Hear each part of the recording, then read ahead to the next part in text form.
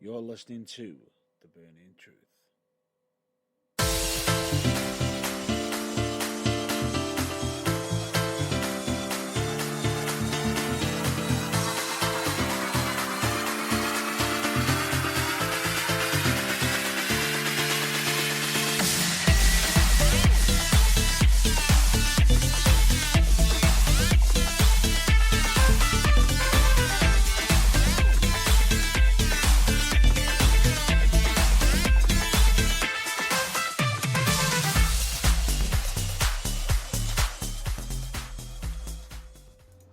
Hello, ladies and gentlemen, dude and dudettes. I am Matt Burns, one half of the host of The Burning Truth, and with me, as always, is none other than JB, John Bloor. Well, that must make me the other half then. Good evening. Exactly, it does. For the first time in a situation like this, I think it's genuine. We are genuinely about 50-50. Normally, if I find myself in a partnership like this where we're doing something audio-based, I'm actually about 3/4 of the mass, even if I'm only half the people. But since Matt Burns is not a skinny wisp, but actually a well-built, normal human being, that's not the case for a change. Pretty much. But the funny thing about it is, it's always a 50-50 with us. You know, we are the hosts. You know, it's just the words I said. We are. Yes. Right, and just to get this quickly out the way, this is going to be, how do we say, a very, very lot of topics episode. It's going to seem schizophrenic because we have, a lot of ground to cover, but we're going to do it as best we can. And yes, this week, this is still a wrestling episode because, you know, it's happening and stuff, even in spite of everything. Yes, and even though last week we did state we might be put on hold, but we realised we forgot WrestleMania Fallout. Yeah, we still kind of have to do that, and believe me, there was plenty. Plenty of Fallouts. But anyway, as we get on to it, we just need to throw out the audio disclaimer. Would you kindly? The following broadcast may contain scenes and storylines not suitable for younger viewers, and language and opinions not suitable both for younger viewers and for those of a more sensitive disposition. And when he said viewers, he also meant listeners as well. Listeners. It's force of habit. Bad habit that I can't seem to break. Listeners may wish to tune out at any given point when they hear us give a language warning or a soapbox warning. We try and do that as much as we can, although we can't always guarantee. And this program may also contain strobe lighting effects. And with that, and as my colleague has just stated, you know, with soapbox warnings, he's an advance warning. There will be plenty in this episode. Just to give you a heads bit, yeah. Just to give a heads up, because there is certain opinions that a lot of people are going to be saying, really? Yeah, there are, definitely. And believe me when we say this, even if you disagree with us, do us a favour, let us know. Tell us why you disagree with us. Because a lot of the time, when we say we want your feedback, we mean it. We don't want it to just be one-sided as such. We quite like it if, you know, we are here to entertain you with our take on things, but that doesn't mean you have to agree. So if you don't, and you can be coherent about why not, or if you do agree and you'd just like to say, you guys have nailed it, because, you know, positive reinforcement never hurts, by all means, get in touch. Yeah, couldn't have said that better myself. Now, let's just get straight down to business in regards to what we're going to be covering. We are going to be covering the Miz and Morrison music video. Yep. I believe you wanted to address that directly. Did I ever? And also, we've got to talk about WrestleMania, as we already discussed, and predictions as such. Get on to certain topics of certain results and why certain things happened. And then we've also got to get onto a topic for a little bit previous, before WrestleMania, which is an interesting topic, which involves Goldberg. We've got to talk a little bit of Roman Reigns stuff. We've also got to talk a bit of Brock Lesnar stuff and Drew McIntyre stuff. And then we've also got to discuss something that, involving, some top stars being released. And, Yeah. of course, in regards to the future of WWE. Which is currently somewhat wrapped up within the current. Correct. But yeah, so with that in mind, that's a lot to get through. So stick a pin in your big list of bullet points. Where do you want to start? Right, first thing I wanted to start off first before anything, we do hope you're still following your, the company rules and regulations and are actually, understanding, please stay at home, save lives. Not to mention, when you are at home, if you share your home with anyone else, social distancing, people. Please, yes. Something that I have discovered from my 2 forays out of my house in the last 2 weeks, because, you're allowed to go shopping once a week before anyone asks, is that a lot of people don't know what you are actually allowed out more. You are, it's not 2, it's 6, isn't it? I thought it was 6, not 2. 6 feet or 2 meters. Right. And a lot of people don't seem to know what that is.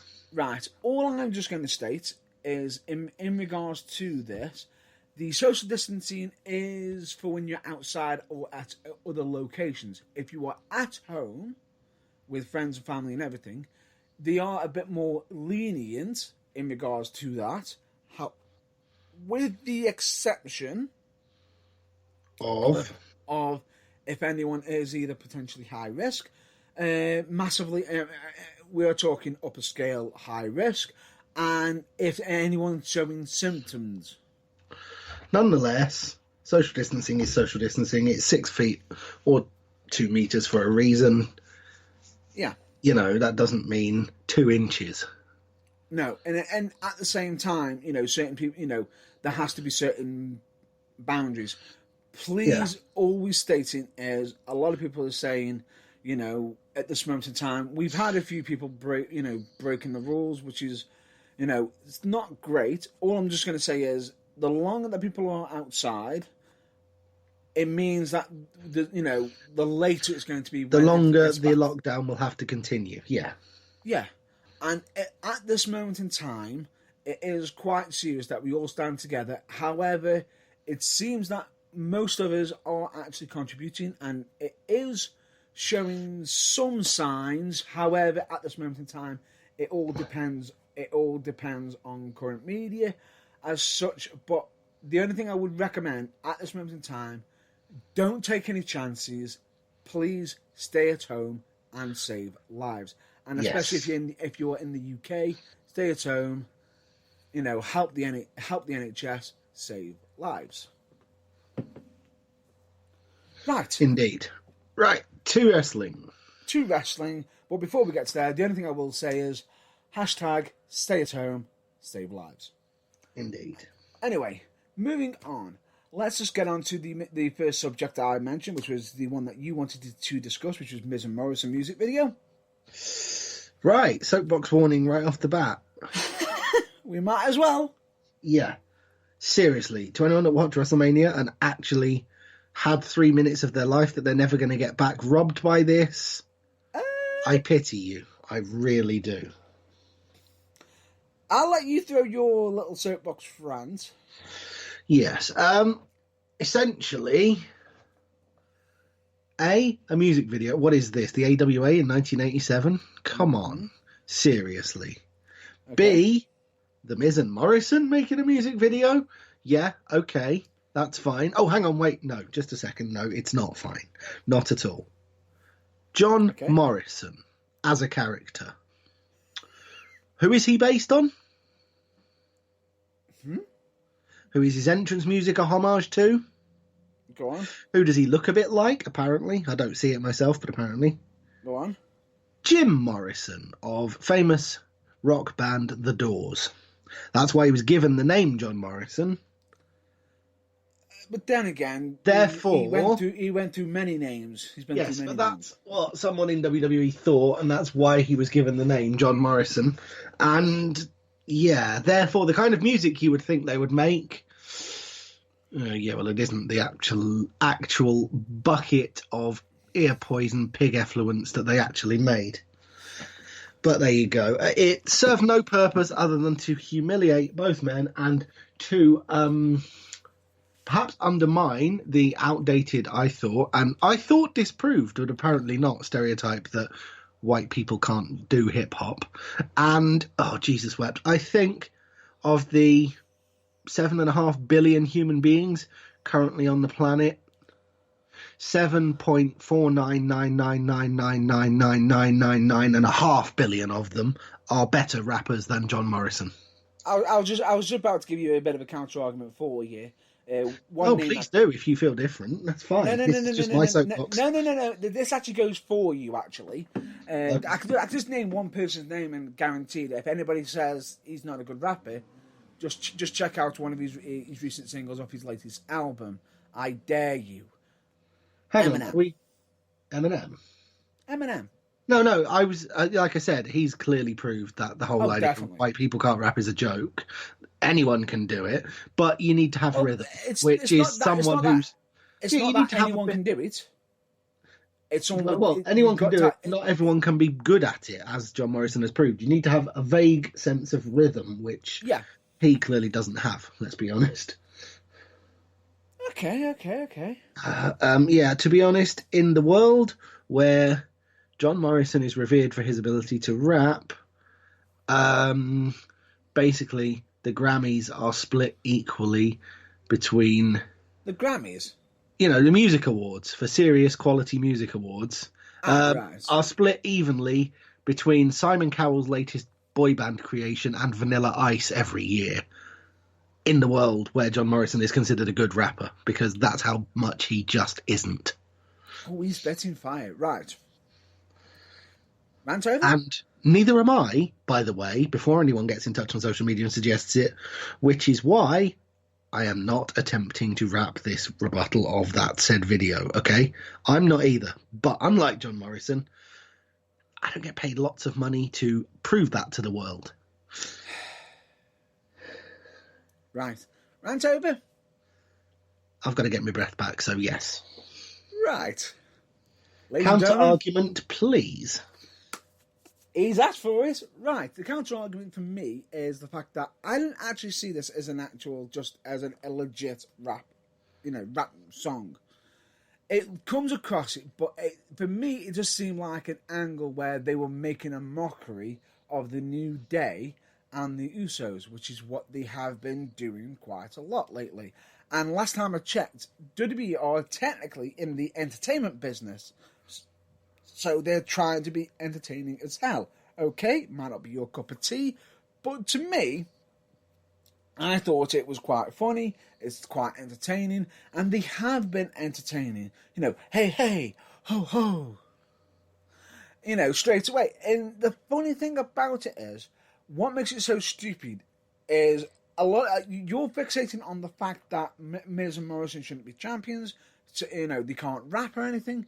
For me, I personally think that this is quite funny, it's unique, it's a unique way for you to naturally hate them, like you just demonstrated just yourself, showing how much of a villains and how much of a heels they are, because they've got your back up so much, and at the same time, it gives us a damn well break from the same damn well tag team being the tag champs. Right, well, just as a counter there, I never said they shouldn't be champions. Right, I merely dislike this segment. And that's fair enough. That's all well and good.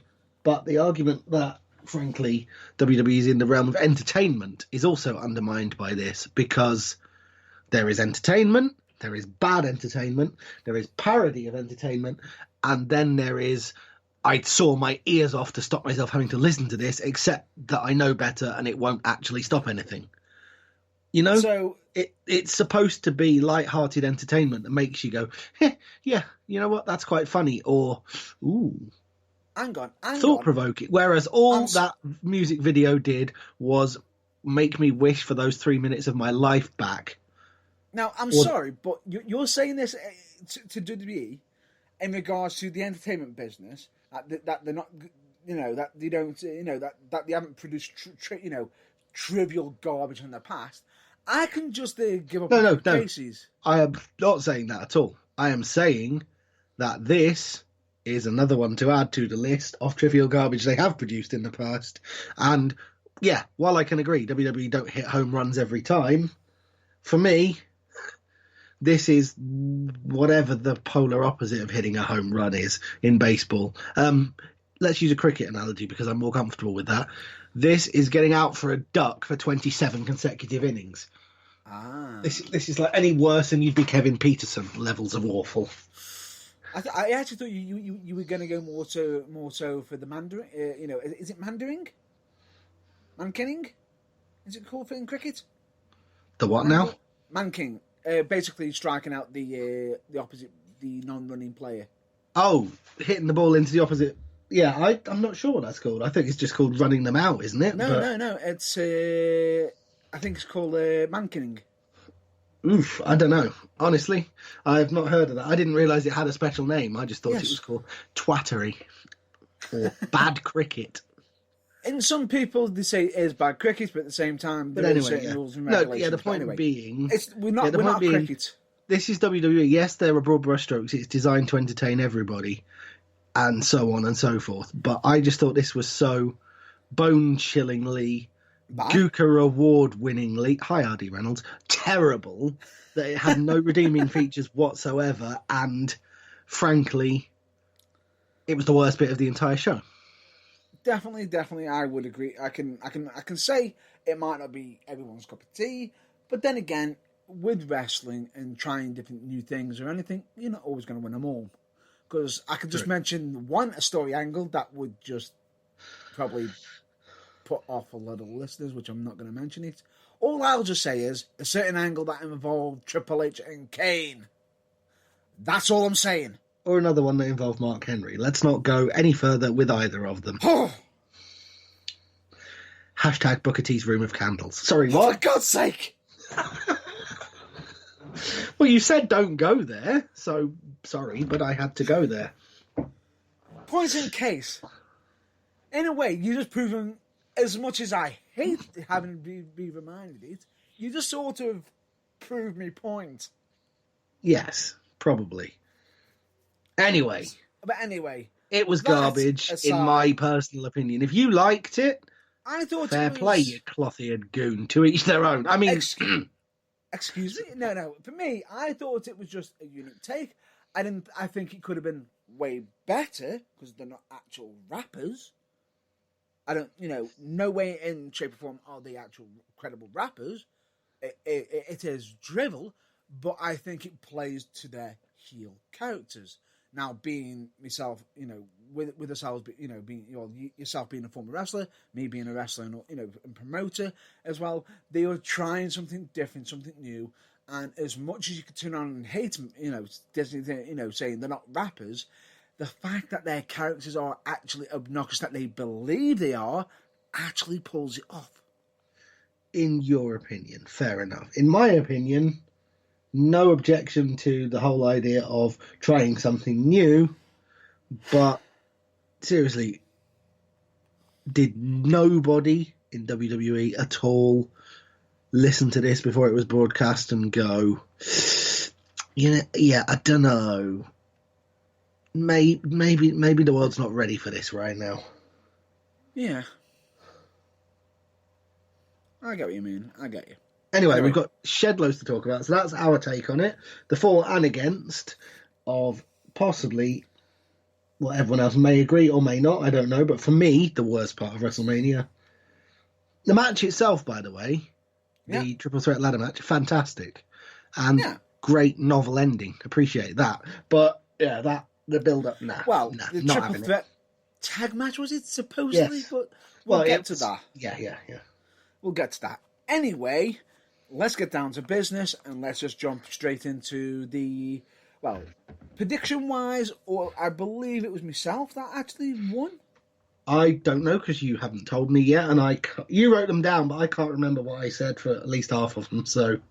No, I've literally looked, I'm looking it up now, just counting out of the essential ones that we've, out of them.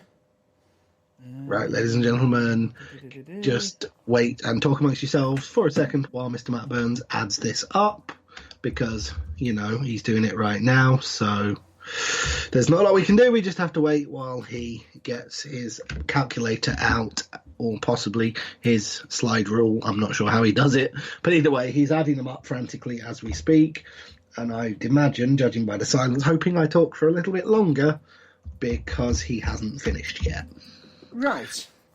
While he's doing that, ladies and gents, I am on a popular internet search engine, and I am going to the popular internet-based encyclopedia page to get the results for WrestleMania 36 up, so that when we talk about them, I can, shock horror, sound like I know what I'm talking about. Well, there's a first time for everything. There is. You're not supposed to agree with me. I had to. Hashtag Booker T's Room of Candles. God damn it. Right. Have you added it up? I have. Basically... And did you win? Yeah, definitely. Because at one point we did draw, essentially, but in the overall one, I believe if we actually take off the ones that where we both said the same, 3-1. Whatever. Okay, that's fine. However, we did actually have some where we both won and some where we absolutely both lost. And the ones where we both lost, it was like, really? Yeah, the ones where we both got it wrong, it's really a case of... Really? What were you thinking? Really? And there's even one where even I won. I wish I didn't. Yeah, that's often the case. So, are we going to go through night one first? That would make sense. Unfortunately, as we stated just in advance, we couldn't actually predict what matches were going to officially be on. So, pre-show matches we didn't even know anything about.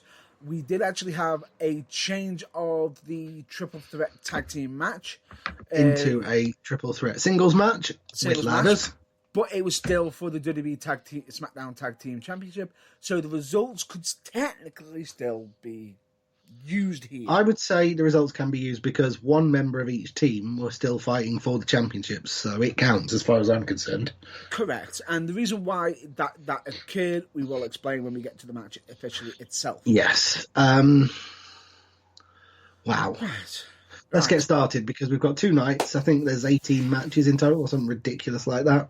It is. Oh no, you said 18. It's 19. Oh, good God! Right, let's get going then. Right, straight into night one, pre-show. Pre-show: Cesaro versus Drew Gulak. Cesaro defeated Drew Gulak. In case anybody wants to know why this match happened, Drew Gulak is basically in the corner of Daniel Bryan. And everything. It was just basically teased a little bit of that feud that was going to be happening later on in the night.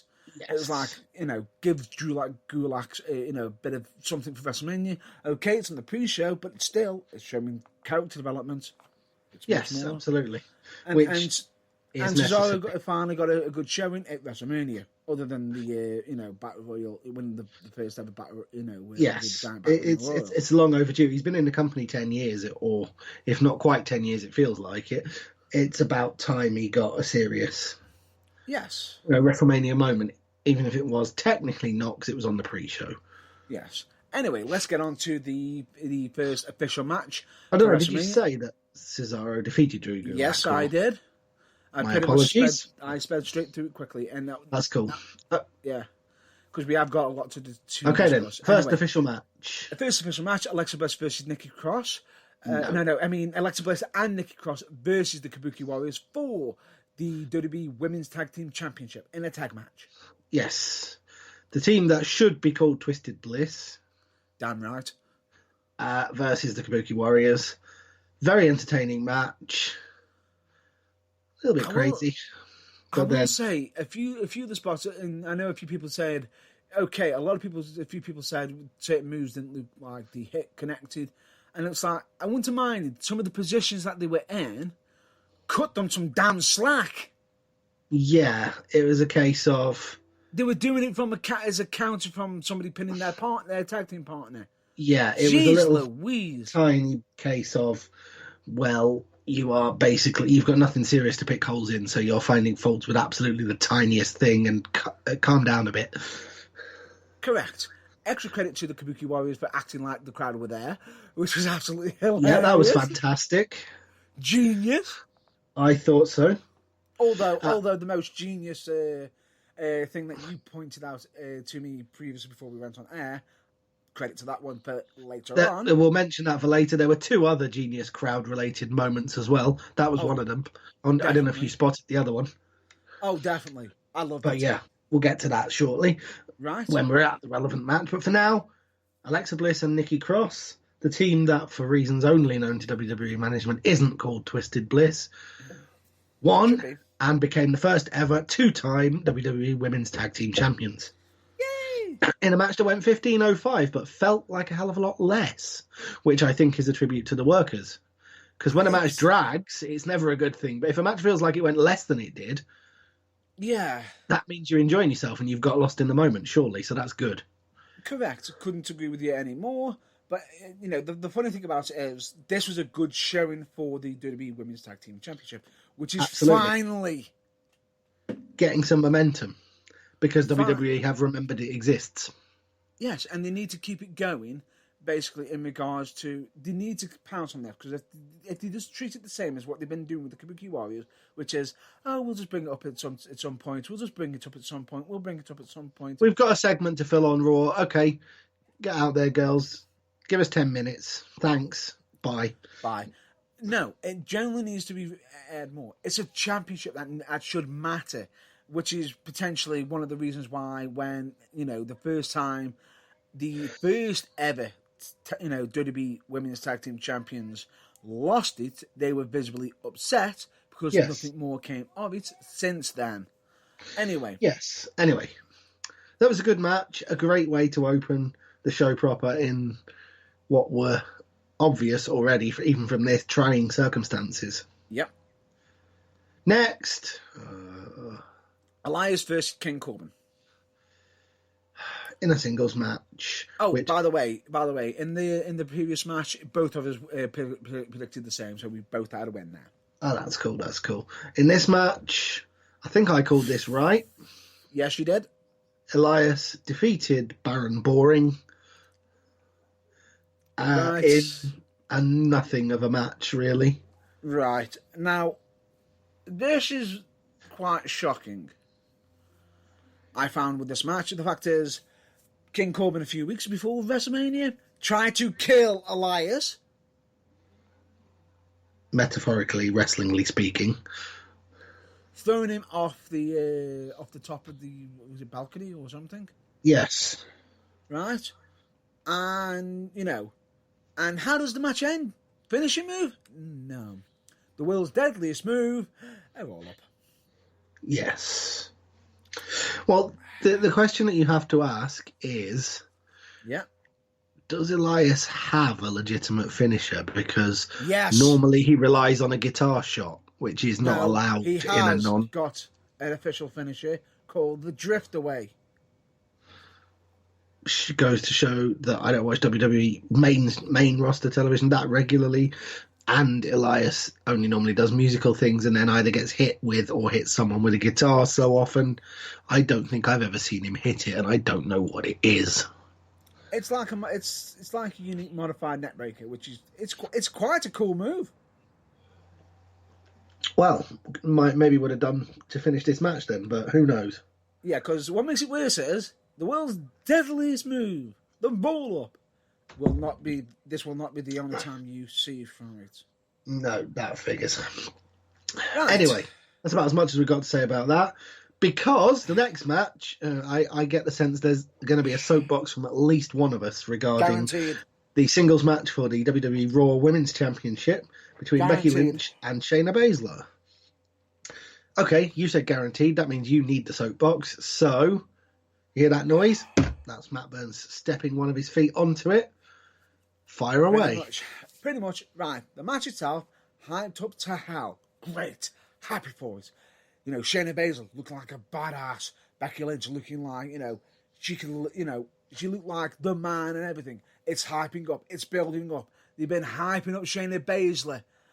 And what happened? You know, Baszler's been absolutely killing Becky. Baszler's been presented throughout the build-up as, you know, of all the people that Becky's put down, however much of a threat they've been, far and away the biggest threat she's ever faced in a 1 year championship Yeah. reign. Whole year, by the way. Yeah. And let's just take this.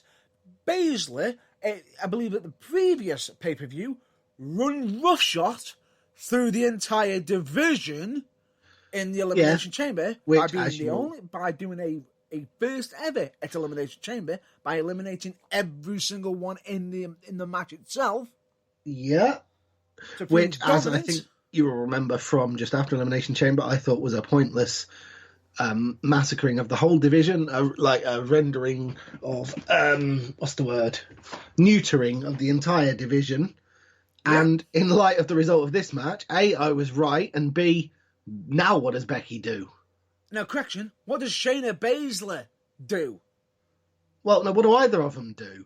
Shayna has come in, proved she's an absolute monster, and then fallen at the final hurdle, meaning she's probably now going to drift as aimlessly as Nia Jax did after that happened to her in NXT. And Becky Lynch has now actually physically beaten everybody and has nobody who is a credible threat left. So anyone she's presented in a fight with, it's going to be a case of boring. When's Becky winning? There is, but there is one person who can potentially still come back. But that may not happen anyway. Later. Yeah, more on that later, because that will be an additional topic that I've just remembered. Yes. But anyway, let's just jump straight into it. Becky Lynch defeated Shayna Baszler, and do you know what makes it even weirder with this? It's on the Times it said 8.5 minutes. Are we sure? What if that is true? At least 4 minutes of that were entrances. No, I'm sorry. I actually questioned. I actually thought that this was even shorter than the Cesaro match. Yeah, that's what I'm saying. I think they've included entrances in the time. Because this match went on nowhere near as long as that we wanted for the hype. The fact that this feud actually overtook the damn well main championship briefly, because then again, Brock never even turned up. Yeah. Bearing in mind all the build-up they gave it, the amount they pushed Shayna, literally every inch of it was a colossal disappointment. And didn't Shayna bite into Becky Lynch's neck? Yeah, you know the therapy that you need to revert to having again every time I say hashtag Booker T's Room of Candles. Yeah, well, I have similar every time you mention that Shayna Baszler's little descent into vampirism. Yeah. The point being is, how did the match end? Because let me guess, Shayna can't, Becky Lynch can't tap out Shayna Baszler because former UFC. That can't possibly happen. No. Could Shayna Baszler actually make Becky Lynch pass out? Can, which would have legitimized Becky Lynch even more. Yes. Where have we seen someone pass out from a big submission move at WrestleMania? Oh, I wonder. And it makes it even weirder. He's wearing a crimson mask, everybody. Yeah, and hang on. Makes it even weirder. What WrestleMania was it? 13. The unlucky one, yeah. And which WrestleMania are we at now? 36. Yes. So that's basically how many years? 23. Yeah, 23 years later. So if they did it again, it wouldn't have looked like they copied it. That is a valid point. It could have actually looked like a legitimate new thing for a new audience. Unless people actually watch it on the WWE Network for just... Well, in which case, that's incredibly possible. But the point is, it's not like, they've rattled it out, that finish out 4 times in the last 10 years, and everyone just goes, not this crap again. It would have been original enough for them to get away with it. Exactly. And how did the match end? Oh, yeah. Roll up. The same things that happened in the previous damn match. Yeah. Somebody didn't see that through, did they? Oh, wait. And it's not like they could have, organised it so they didn't actually land right next to each other. Oh, wait, this is damn recorded. Yes. Although, was it? That is a question I have to ask, having watched it. It is pre-recorded. Okay, then. It is all pre-recorded because they had to do it the previous week because of the whole state of the Florida station stay home. No, I mean I get that they could have done bits again, but they obviously didn't for this one. Anyway, However, what an awful match. WWE's function of organising the production comes into question a bit again later in the broadcast. Yes, but for now we got loads more matches to get through, so let's crack on. Let's get on to the next match, which is the which I believe singles match for the WWE Intercontinental Championship. By the way, in case you're wondering, the Raw Women's Championship match, we both lost on that one. Yeah, because we both predicted common sense, and WWE proved it doesn't have any. Yeah, pretty much. Anyway, moving on. Singles for the WWE Intercontinental Championship. Sami Zayn, accompanied by Cesaro and Shinsuke Nakamura, against Daniel Bryan, accompanied by Drew Gulak. Right. This is going to be an entertaining match. It's nice to see Sami Zayn in a WrestleMania match. Absolutely. Against Daniel Bryan. Now, this one, I believe you were in between thinking common sense, what's going to happen. Yeah. It could either go either way. But for me, I felt as though Sami Zayn had just recently won the championship. It wouldn't have meant, much. But anyway, the idea being goes, the match itself was interesting, and it showed Sami Zayn being an absolute coward with Daniel Bryan being who he is. And it was nice to see Drew Gulak trying to take down Cesaro and Shinsuke Nakamura at the same time. But it was a little bit too much, even for one person. And in which case, Sami Zayn ended up coming out the victor over Daniel Bryan. I believe yourself, you were hoping for Daniel Bryan to come out with the victory because of... Go on. I was going to say, even if it was in a hooky, Sami Zayn keeps the title because it's a disqualification kind of way, I was kind of hoping Daniel Bryan would win this, yes. Because that would not only have benefited Daniel Bryan more, but been more in keeping with Sami Zayn's character. Me personally, I think it was more in Daniel Bryan's personality in regards to the backstage locker room, because certain people, there has been discussions, and rumour mill is up right now, the rumour mill corner, is that this could be Daniel Bryan's, final run with WWE potentially. Who knows? And he's basically wanted to put certain people over. Oh, I see. Well, there you go. Fair enough. Either way, it wasn't a bad match. It was good. It was an interesting match. Definitely worth. Well executed, yeah. And played to strengths. But in the end, in case it wasn't clear, Sami retained the Intercontinental Championship. Actually, I just realised that this match the entire show is technically 20 matches, but I'll get to why later in a minute. Yes. I've only just realised it. Anyway, let's just get moving on to the next match, which was the Triple Threat ladder match for the SmackDown Tag Team Championships. Now, let me just clearly state, this isn't a tag team match. This was an individual match. The reason being, it ended up being a singles, is unfortunately due to the Miz. Yes. Miz ended up supposedly showing some symptoms, some possible symptoms, and due to the nature of it, they didn't want to, risk anything in regards to it, and decided to send Miz home, at which point the match had to be changed into individuals. So John Morrison was, defending the tag team, the WWE SmackDown Tag Team Champions. Jimmy Uso was representing the Usos, and Kofi Kingston representing the New Day. Sucks. I think you really don't like them. No, I'm just giving them their full title. Even though you actually put your money on them to win. That is the full title of the tag team. Because New Day sucks. That's what everyone says. Right, anyway, that's what they used to say potentially, but at the moment, anyway, moving on. This match I thought was absolutely, oh my God. It was a load of guys taking a load of risks that in front of no crowd, they absolutely didn't have to, but it didn't stop them.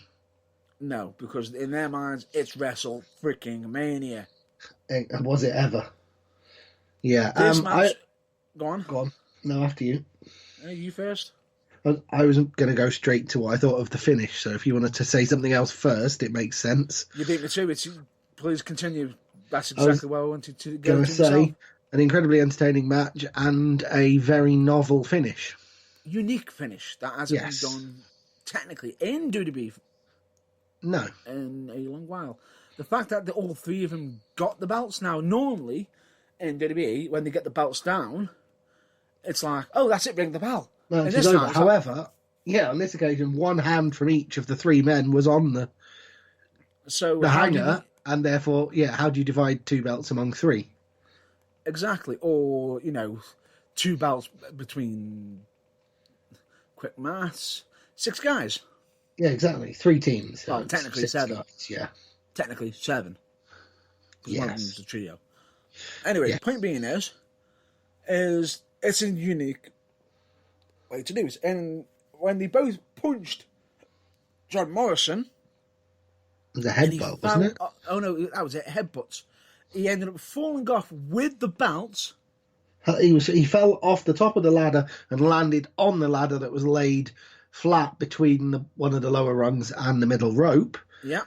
Holding both the championships. Briefly for a second, then one belt fell off, but okay, technicality. But even so. The point being, he was down from the ladder holding the championships, which is the way you win. So he won for his team. For that night only, potentially. Yes. But still, it was a unique finish. I enjoyed it. It was entertaining. I did. It was a good way to keep the belts on Morrison and Miz. Yes. Or Miz and absolutely. Morrison. Hey, hey, ho, ho. Sorry. Room of candles. Shut up. What? Damn it. Anyway, that aside, right. In fact, I now have the perfect riposte every time you do that. I'll find a way to find it back. Every time you reference that god-awful music video, thanks to the man in question, I have the perfect riposte. Tell me, you didn't just say that. Curse you. Anyway, let's move on. Shucky ducky quack quack. Let's get on to the next match, which is Kevin Owens and Seth Rollins. Now, technically, this has been labelled as one match. Is it really? Although it kind of isn't, because it didn't start as a no disqualification match. Correct. But it ended as one. Yes. Which means, technically, you could argue, is the first portion where there was disqualification, and the second essentially restarting of the match where there was no disqualification, do they count as separate matches? Unfortunately, not according to WWE, no. Not according to WWE, and unfortunately, we've already had the rules and regulations previously on the Burning Truth, which does state that if the match does officially restart, we have to discard the first ruling. What, namely, we have to go with... the main ruling. Basically, match. The end of the match. Yes. As presented, not with the false finish, which gets discarded. Okay. Yes. Fair enough. Which means, I got it right. Either way, actually, we got it right both times. Yeah. Oddly. Yeah. Either way. This was... Oh, actually, before we continue on, in regards to the triple threat ladder match, you got it wrong, I got it right. I went with Miz and Morrison, you went with the New Day. Anyway, let's continue. Kevin Owens versus Seth Rollins. Again, another pair of guys who, well, let's just put it this way. They didn't seem to notice, care, or even give a monkeys that there was no audience. And it didn't stop them knocking 7 shades out of each other. No. To be honest with you, to put it bluntly, no shit, Sherlock. Yes. And to put it, to one thing I will say is, Seth Rollins, you absolute freaking genius with your entrance. Yes. Calling himself the Messiah and actually walking out like he is one. I loved it. I loved it. I absolutely, oddly loved it. Just for people who maybe haven't seen it yet, I mean, it's irrelevant really because we're spoiling the results, but remind everyone what he did. He literally comes out wearing all white, which is a gear that a lot of people like, which he only somehow ever wears when being a villain. Somehow. Yeah, gripes about colours for people's gear coming more later, but in this instance it worked. So it worked because of the character. Because of the character. Yes. Which is going to be the point that you're going to be making later. But anyway, point being is Seth Rollins looked like the character in question. Kevin Owens come walking down like who he is. Who he is, with his awesome vintage Wrestlemania logo custom KO Mania t-shirt. Pretty much. And this match was very interesting that they were laying in hits. They were literally showing how it's done. And what I thought was really, really weird is the fact that the promo kept saying, step up. Seth Rollins saying to Kevin Owens, step up, step up, step up. And then we get to the finish of the end of the first match, which is Seth Rollins hitting Kevin Owens with the bell. Which was a clear indication that this was pre-recorded because you heard the ding. Yeah. And then the bell hits the floor with no extra ding. You see, I didn't notice that because I think I might have looked away at that point. The curses of talking to someone on social media who is also watching the show while you're watching it. I think I missed that particular little bit, but no, fair point. And if it was myself, I do apologise, but I did pick up on it. And I don't think it was, no. But the scary thing about it is, when I was watching it, I'm thinking to myself, hang on, you got Seth Rollins who's been hyping up saying he needs to step up, and he just got himself disqualified. Really? Yeah, and to be honest, you know what I also missed? What? All I saw was the match restarting. Yeah. After what appeared to me and what my brain put together was Kevin Owens demanding that it was restarted. Yes, it was. Yeah, who actually said, okay, then that's fine. No, essentially, technically, in a way, he could actually argue it because as much as he's the winner of the match, he can actually state it. I'm not winning like that. Right? Yeah, no, but that's what I'm saying. He when the match was restarted, did an authority figure come out and say restart the match? Nope. It was agreed between both competitors, and Kevin Owens said, let's make it a no disqualification. And Seth Rollins said, you want to make it no disqualification? Fine. Get the match to agree to it and wave it off. And you see Kevin Owens literally say to the referee, make the damn match. Official, won't restart it as no disqualification. And it was waved straight there and then. Now, the issue I have with that is the fact that there was no authority figure to literally give the permission. But then again, they're probably still following certain rules and regulations due to social distancing and numbers of people being in the same Your place. authority figure could probably have come onto the ramp just to say that. But anyway, that's nitpicky. On the screen. On the Titantron from backstage. There you go. But nope, didn't happen. Anyway, the match restarted. And good. At this point, I'm thinking to myself, Kevin Owens just won. As much as I was upset with the way it happened, I was like, he's won. And then when he calls him back, I'm like, no, Kevin, no, don't throw this away. Oh, damn. The match is back on. I'm thinking, and I'll be honest with you, all through that moment when he restarted the match, I'm thinking, you've just done the effort, You've done the Johnny Gargano special. Yes. You want to push it too far. It turns out, of course, that wasn't the case, but it gave you a reason to keep watching, because you were like, no, he hasn't thrown this away, has he? And then, Kevin Owens decided to do something that he actually argued, ended up doing something that he actually chastised Shane McMahon for doing. Which is... jumping off the Titantron? Oh, jumping off the WrestleMania sign. Yay! The one thing that Shane McMahon hasn't done yet. Well, to be fair to Shane, Kevin Owens did it when it was, there on the ground as opposed to in the rafters of the building 800 feet in the air. You know what I'm saying? Yeah, true. But even though Shane will still do it because he jumps off the damn Hell in the Cell. But anyway, point being is, it was a good way to literally. I thought to myself, oh, and as soon as he jumped off, boom, great way. It's like, but still in your head, it's going. Seth Rollins is going to be, because normally when someone gets put to a table like that, they normally come back and somehow win. It's not going to go well.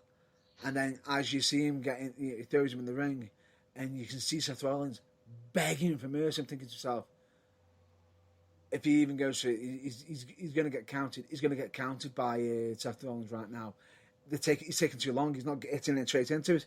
And lo and behold, he actually hit the move and got the finish. Which was fantastic. And by the way, did you see the version of the pop-up powerbomb he nails Seth Rollins with? Yes. The sit-out version. Yes. Nailed it.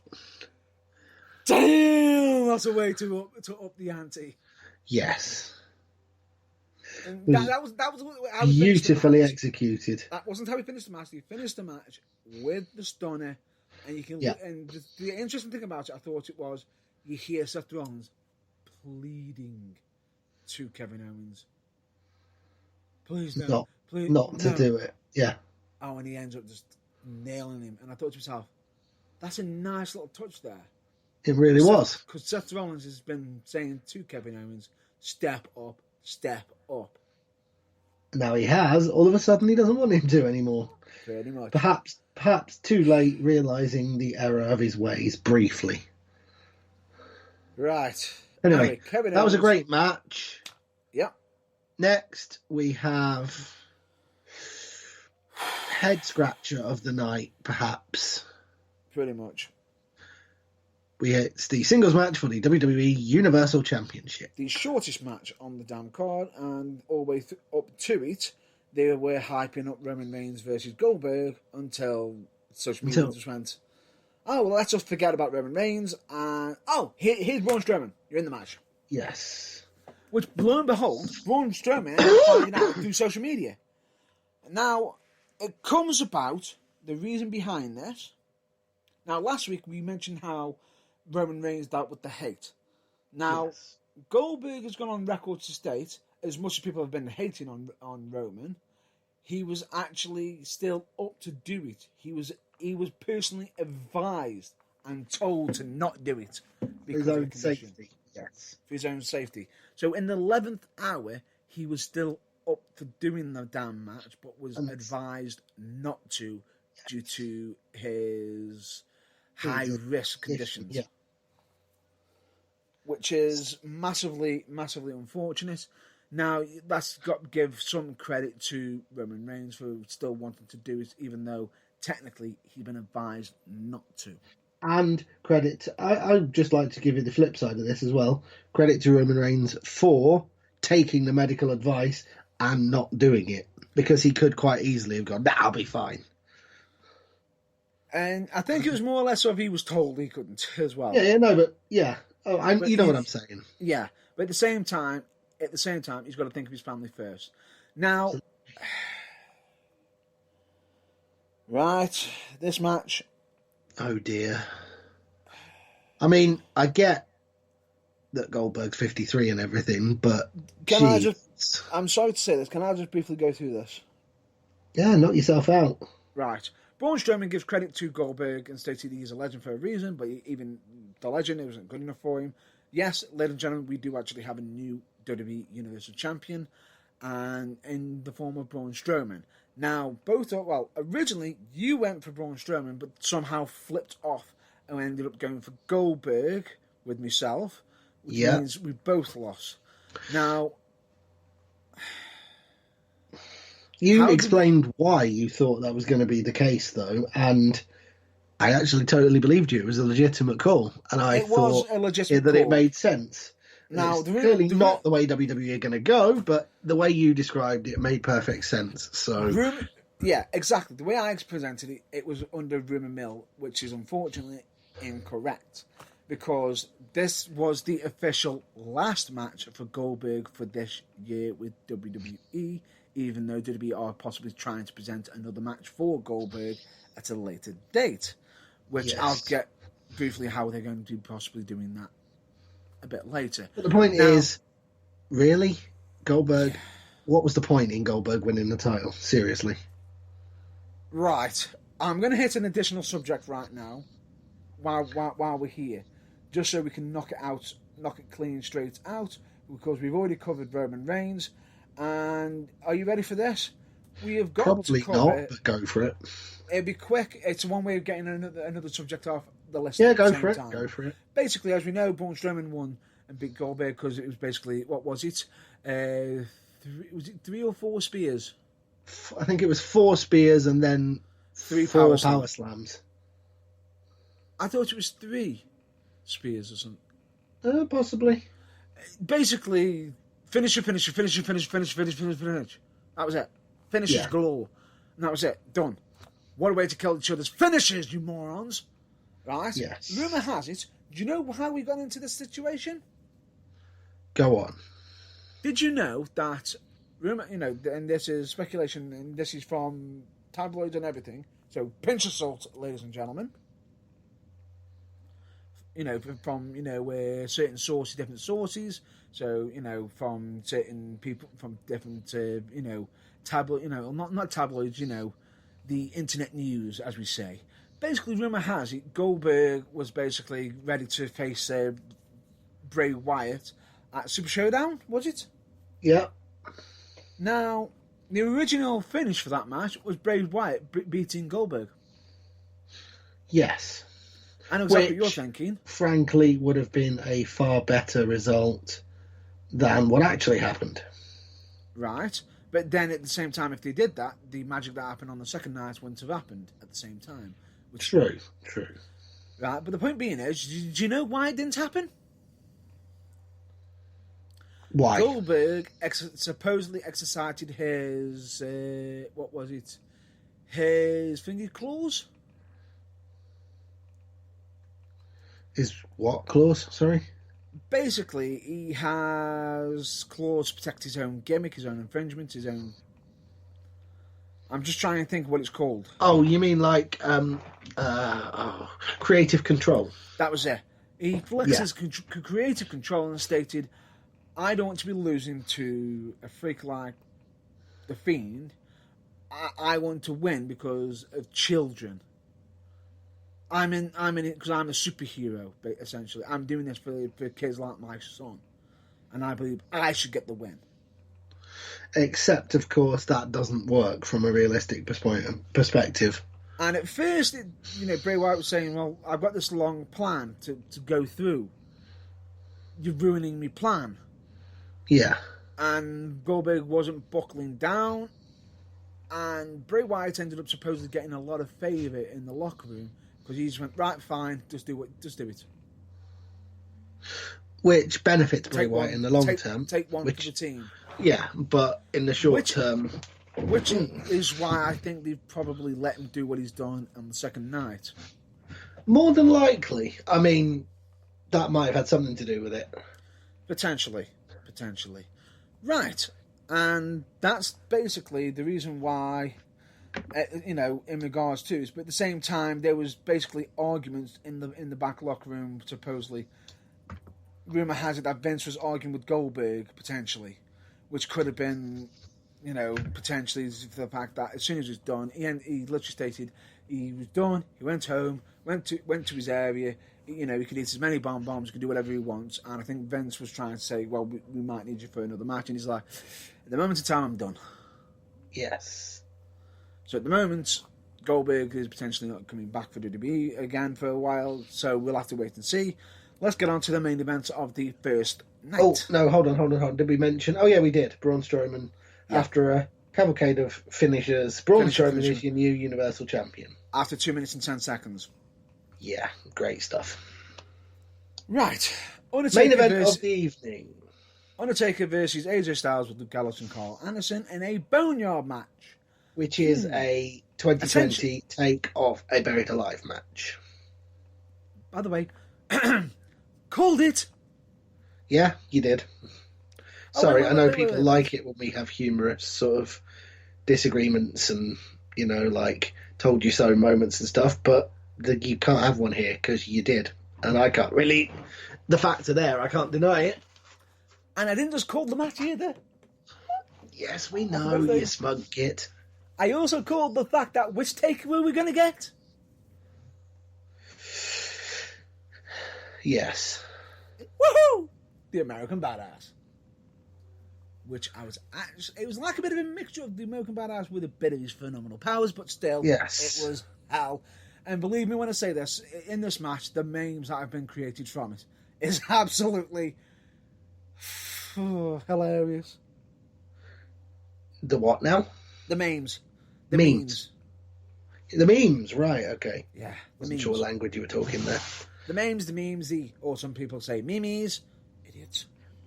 Yes. Anyway, point being is, it's absolutely freaking hilarious. In case if anybody wants to know what we are referring to, just look it up. Anyway. Yeah. Now this made use of the fact that this was not live. And it was location.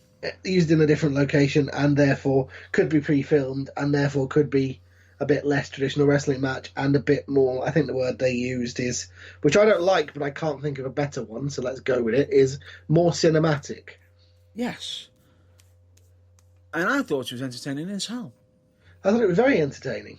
And it also I'm not quite sure that I liked it quite as much as a large portion of the internet that I saw at the time. Shut your mouth. Were proclaiming it as the best thing ever. I don't think it was that good. No. But it was good. It was one of the best things ever. At the time. It was one of the best things ever for about 23 and a half hours. Yeah, pretty much. Yeah. Pretty much. We'll get to the best thing for the entire WrestleMania night. And in fact, possibly the best thing in WWE ever.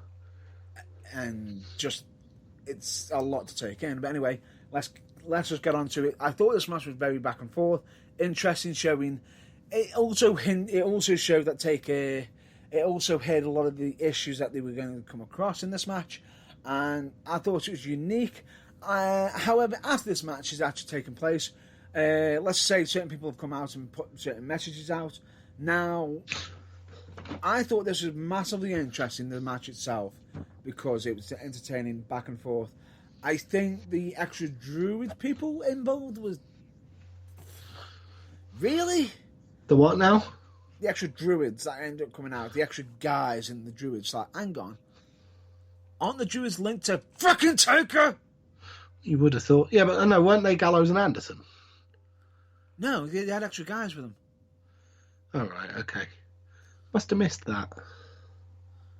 Mind you, I was watching on a bit of a delay on night one, so it was like 3:30, 5 o'clock in the morning by the time I watched this, so True. I could legitimately have missed it, fair enough, but I was like, what? When you said that. I'm going to have to rewatch it now. Yeah, which was a bit much, and other than that, it was still nice to see him use a chokeslam, using the tombstone, but it was just interesting. Now, in case anybody wants to know who won, Undertaker defeated AJ Styles. Now, a lot of people are going to be saying, hang on, he buried AJ Styles alive. Yes, which he did. However, that's the nature of the match. AJ Styles has put a post out saying, yes, I am still alive. Ouch. Which is fair enough. But is most likely going to be off WWE television for a long while. Now, recovery, yes. For recovery and also take some time off and potentially, give him a bit of a rest, which is a great time right now, potentially. Now, Undertaker, I thought was absolutely interesting because he came down as the American Badass, American Badass 2.0. Yes. However, the music he didn't come down to was rolling. No. However, hang on, AJ's going to rest, but will it be in peace? And there goes the tumbleweed. Well, it had to be done. I'm amazed you didn't do it. Yes. Anyway. Moving on. Yes. Undertaker's new entrance music. Metallica. Yep. Custom made for the occasion, or was it one of their actual songs? It's actually off one of their most, I think it's off an album. Oh, right, I'm okay. not 100% sure which album it is as such, but it's a good pick. Definitely. Yeah. Definitely. Anyway, let's race on because we still got plenty to talk about. We've got to do night 2 because don't forget, as WWE was so keen to stress at every available opportunity, this is the only WrestleMania too big for just one night. And it feels like this is going to be on for almost 2 nights ourselves. But anyway, we've got to push on very quickly. On. So, let's go straight to night 2 and the pre-show match between Liv Morgan and Natalya. Yes. We didn't know this match was going to take place. It just seems a bit unusual having a face versus face match, but still, it was a unique match. I thought it was entertaining. It just seemed as I thought this was a bit too predictable, even though we hadn't put predictions in for this match. It was just more or less of they're just going to. For me, I just instantly knew that Liv Morgan was going to win because I thought to myself, new face, young, your new face against a face, young, new, who's like trying to get established. Over. Yeah. Right. Liv Morgan's character, interesting. Yeah. But needs work. Needs a lot of depth adding to it. Yeah. Like, we need to know why she suddenly started wearing gear like that. However, originally this was scheduled for the first for the first night. Yep. Pre-show, but ended up being on the second, which was I'm still glad they ended up because they did actually advertise it. I'm glad that they still put it on. It was still a good, entertaining match. Good to see for both of them, and still good. Anyway, let's move on to the first official match for night 2. And singles match for the NXT Women's Championship. Now, I do remember saying in the previous week, or possibly a week before that show, that I didn't think that Mr. Vincent McMahon would let the NXT Women's Championship main event a night, even, never mind the whole show, of this WrestleMania. Really but Jesus, putting it on first. Yeah. And then having that match.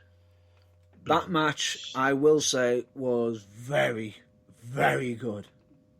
Yes. Credit to both women. Although I believe you had an argument with Rhea Ripley's outfit. Yes. Number 1, the outfit itself. Jesus, woman, this is supposed to be a TVPG show. Yep. And number 2, the colour scheme. Yeah.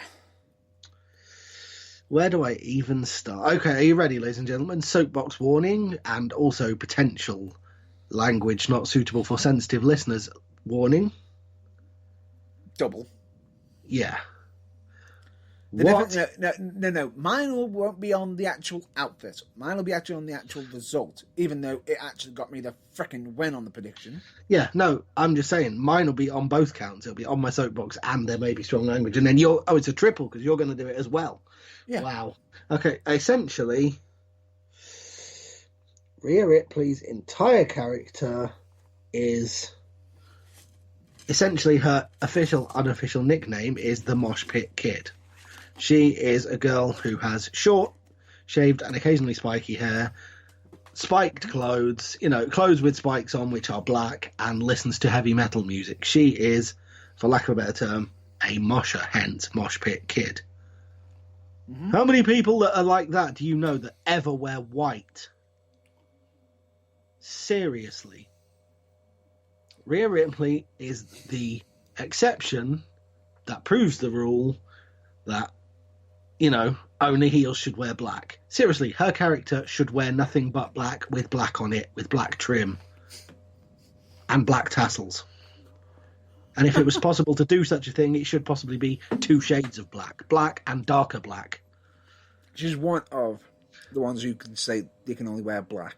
Yeah, her character, as far as I'm concerned, should only wear black and, well... Some white. Maybe white or silver. Silver as trim. White writing. Silver. Or white writing. Or grey writing. Grey or silver writing. Yeah, that's the point. No white. No, she should not wear white. Ever, ever, ever, ever, ever. Me, personally, the match itself was an absolute clinic, entertaining to watch. And I thoroughly enjoyed this match until the end. I thoroughly enjoyed the match until the end. Although I did worry that it would make its way onto the darkest end of the internet for the very wrong reasons on many an occasion. Because not only was Rhea Ripley's outfit white, I think she borrowed it from Nikki Cross because it was about 4 sizes too small. Luckily, though, no such unfortunate malfunctions occurred. Well, with her wardrobe anyway. Let's not get into the finish. In fact, no. Take a deep breath. It's your turn on the soapbox. Let's get into the finish. Right. Yes, ladies and gentlemen, I did actually predict that Charlotte Flair would end up winning Rhea Ripley because why? The stupid thing about it is I wanted Rhea Ripley to win, but Yes. I thought to myself, it's fucking Charlotte Flair. And Charlotte Flair, when she wants something, she gets it. Because she has the kind of pull that, in WWE at least, her dad could only dream of. And that, in latter years, WCW, her dad could only dream of. WCW after about 1989.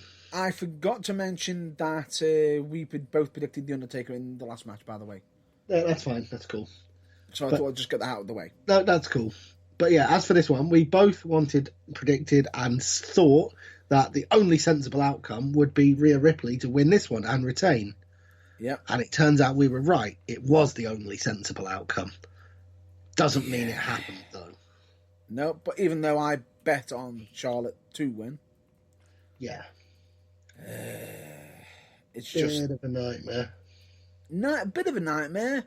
It was like, Jesus Christ, what are you doing? It was like WWE's worst excesses of when they're like, yeah, you've just spent ages loving that match and now we're going to make you hate it for all of time.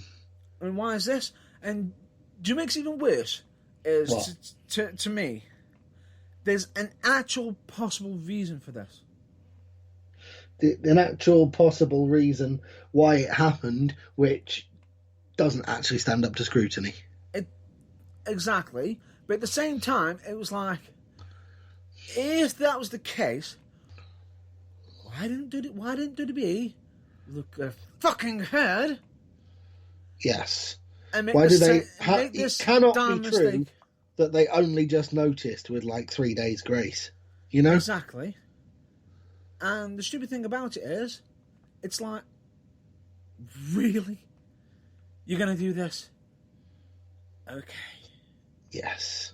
Thanks for ruining the last 20 minutes of my evening by rendering the result absolutely irrelevant. By the result rendering the entire match and both girls' efforts absolutely irrelevant.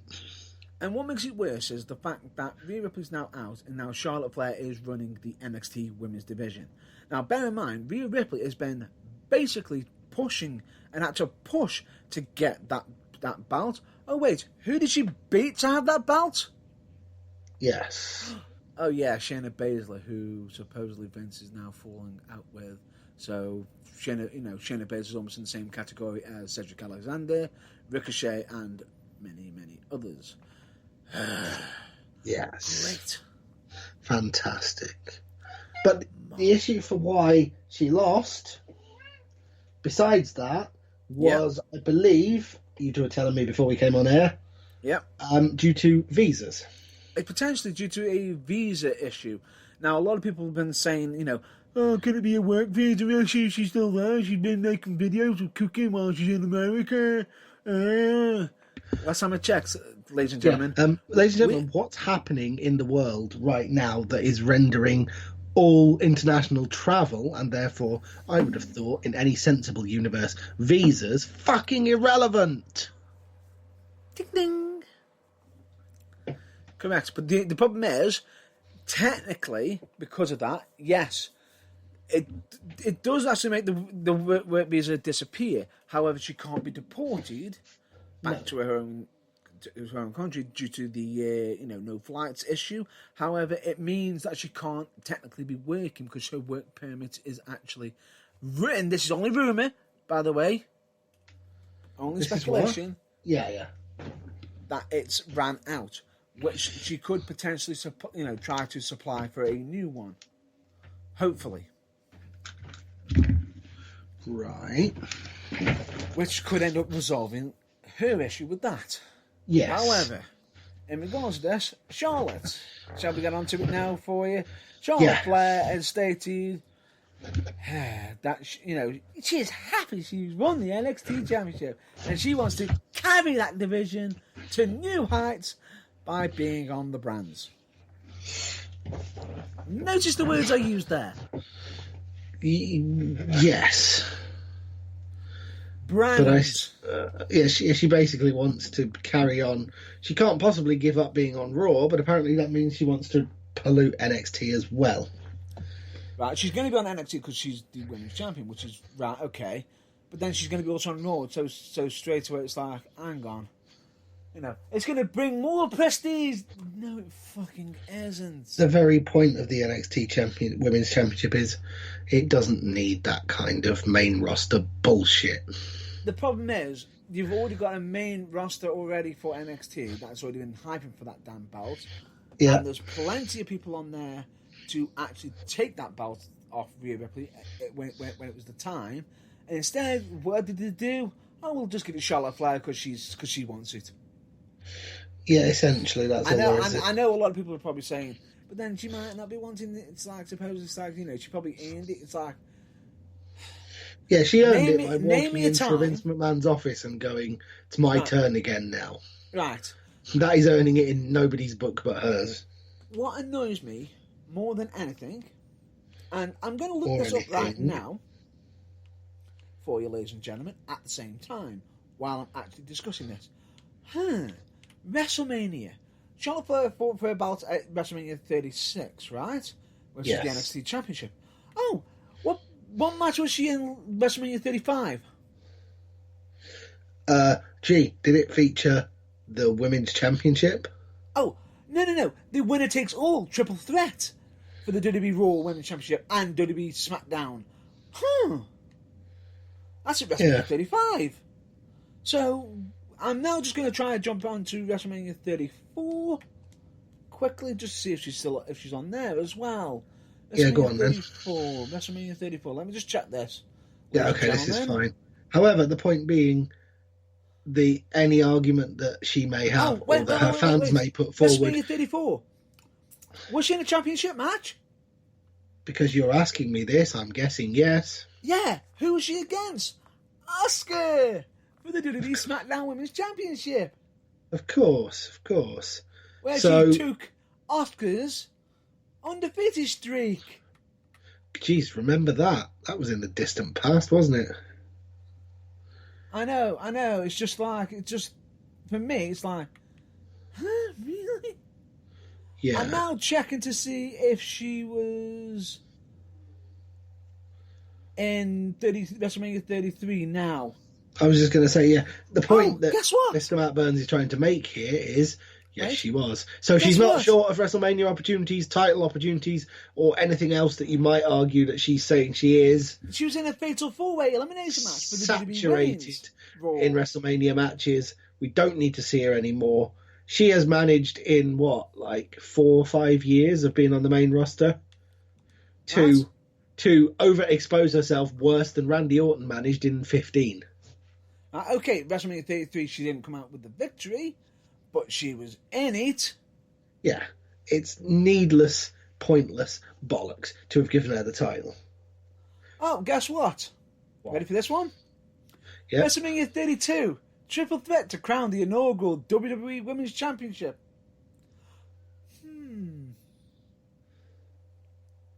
Who was in it? I wonder. Well, did one of the participants' name rhyme with Farlet Bear? It certainly did. Was it just Charlotte back then? But we know who it is anyway. No, it was Charlotte Flair.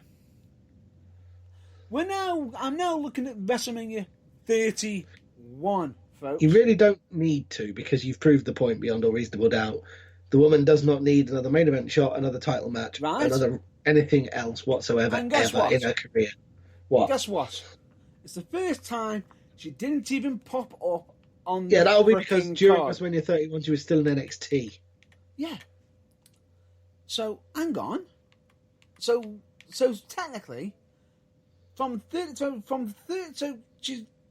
she's been in 32, The main event 33, for 5 34, years. 35, 36. She's been in the main championship battles, the women's Championship battles, match, yeah. in a women's championship match. For 5 consecutive years, which I think is more than any bloke has ever done, with the possible exception of Hulk Hogan. It actually outdoes Roman Reigns. Yes.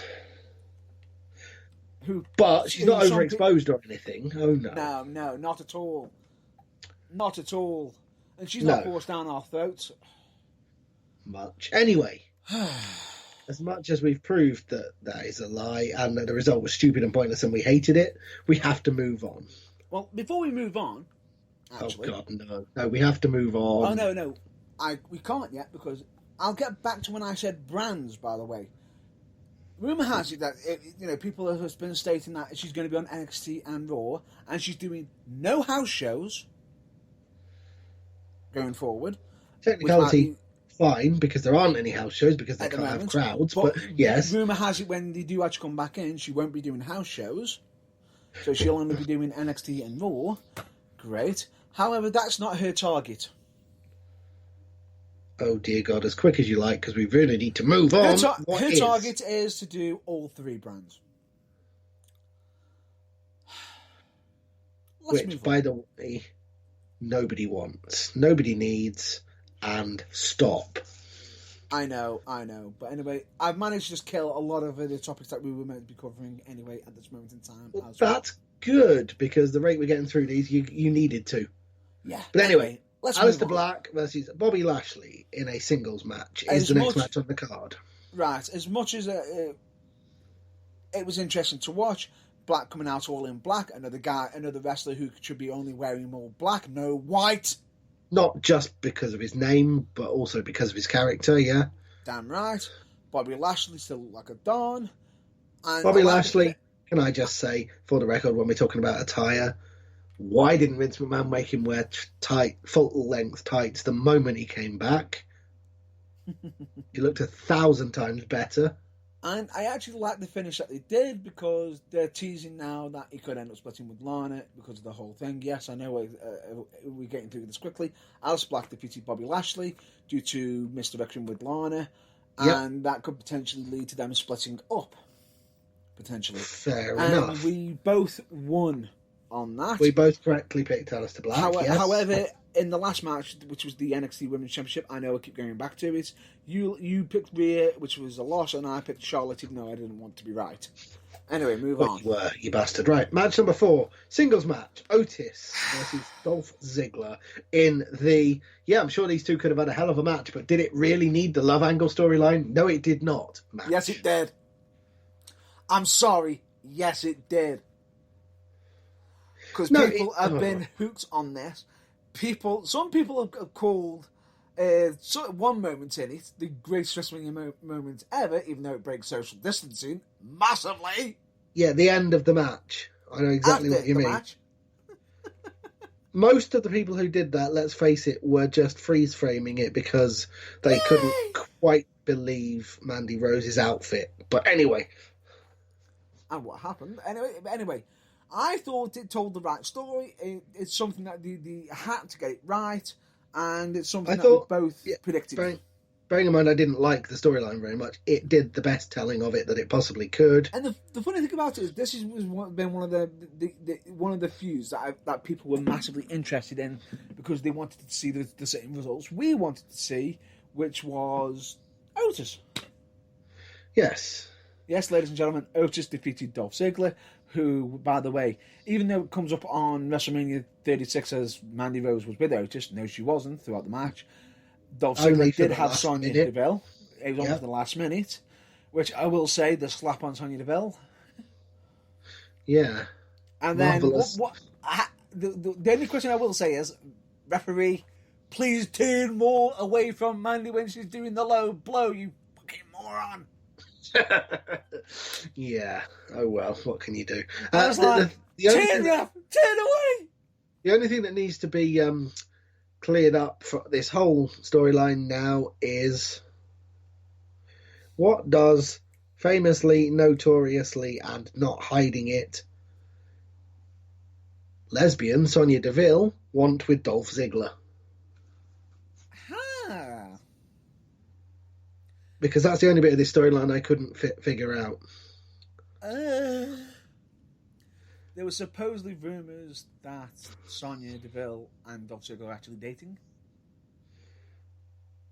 Yeah, but they're not, are they? Because she's gay and she's got a girlfriend. Yeah. Rumour has it that was the case, but it's WWE. Yes, she does have a girlfriend, we already know that. And she is technically married, but that was just rumour has it. But anyway, the point being is, I think the idea being is was what ended up on SmackDown, which is that they're saying they were trying to get her away from Otis because they actually care for Mandy Rose, even though Dolph was trying to date Mandy. Dolph was trying to date Mandy, and Mandy, which, if I'm not mistaken, that's seems happy. Control freakish. Yeah, Mandy also seems happy to give Otis a try, and doesn't exactly seem like it's torture for her. In fact, she seems to be quite enjoying it. So, yeah, exactly. Control freakery and other such things. At this moment in time, gotta be careful what you're doing here. Yeah, they're still walking a very fine line with this one, but anyway, we've given it enough time because we have lots more to talk about. The moment that a lot of people were saying was, "Oh, magical moment," was after the match when Otis beat Dolph Ziggler, picked up Mandy Rose, hugged, and it's like, it's the new big kiss moment. Mandy Rose kissed Otis, which they were dubbing the new Macho Man and Elizabeth angle segment. Oh dear God!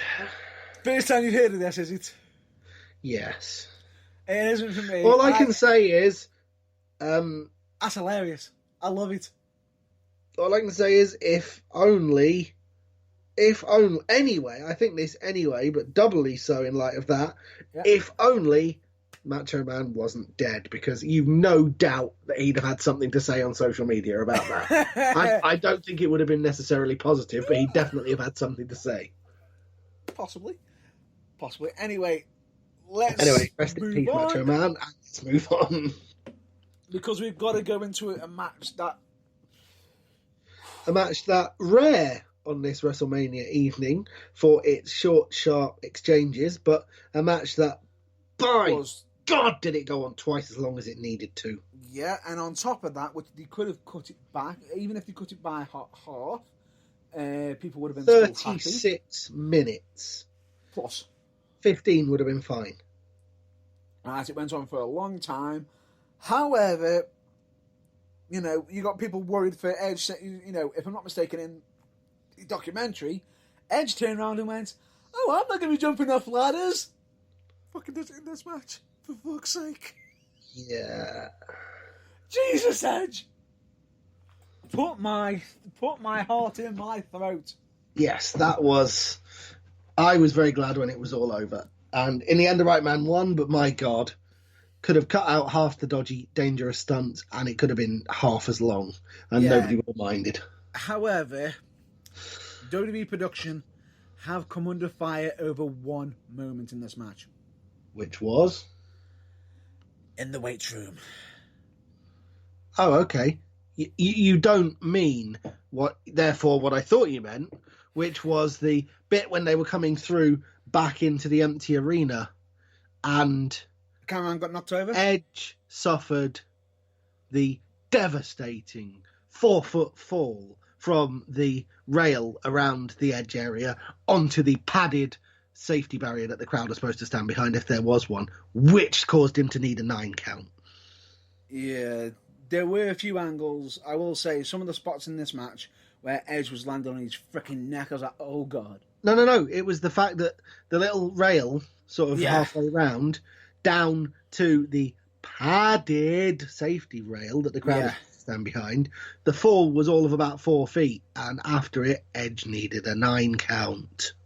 Yeah, but then again, his neck, remember? He landed on his feet, and then his stomach hit the rail.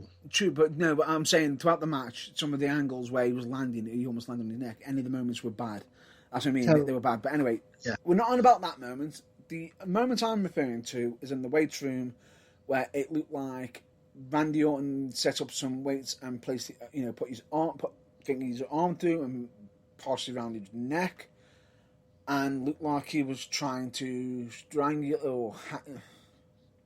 Yeah, not good, not clever. Technically hang Edge using the weights. Yeah. And a lot of people are probably saying. Some people are probably saying, "Oh, really? What the hell were they thinking?" Well, yeah, I'm thinking, what the hell were they thinking? And there's a very good reason why. Right, and some people who don't know about this, if you want to find out about it, just check out season 2, first and second episode of Dark Side of the Ring. Yes. We're not going to go into it in any more detail than that here, other than it was a very poor decision by WWE to have him do that. And what makes it worse is, that episode of Dark Side of the Ring was played a few weeks ago. About a week or two before WrestleMania. So and you think the match was pre-recorded, so nothing was stopping them editing it out. Correct. But anyway, let's move on. Fantastic in places, but overly long match, and the right person won. So let's go with that. I think a lot of people were a bit confused about the chokeout submission that Edge has been using, but no, it's I thought it was unique. I liked it because he actually signified it on MVP the previous weeks, showed that he was successful with it, and it needed to do. And a lot of people were saying, "Why are you crying? Why are you crying? Why are you upset? Why are you upset?" He tried to end your career. He ended your wife. Yes, regardless of it. A lot of people, and this is my own input on this. As much as you can turn and say yes, get that vile man.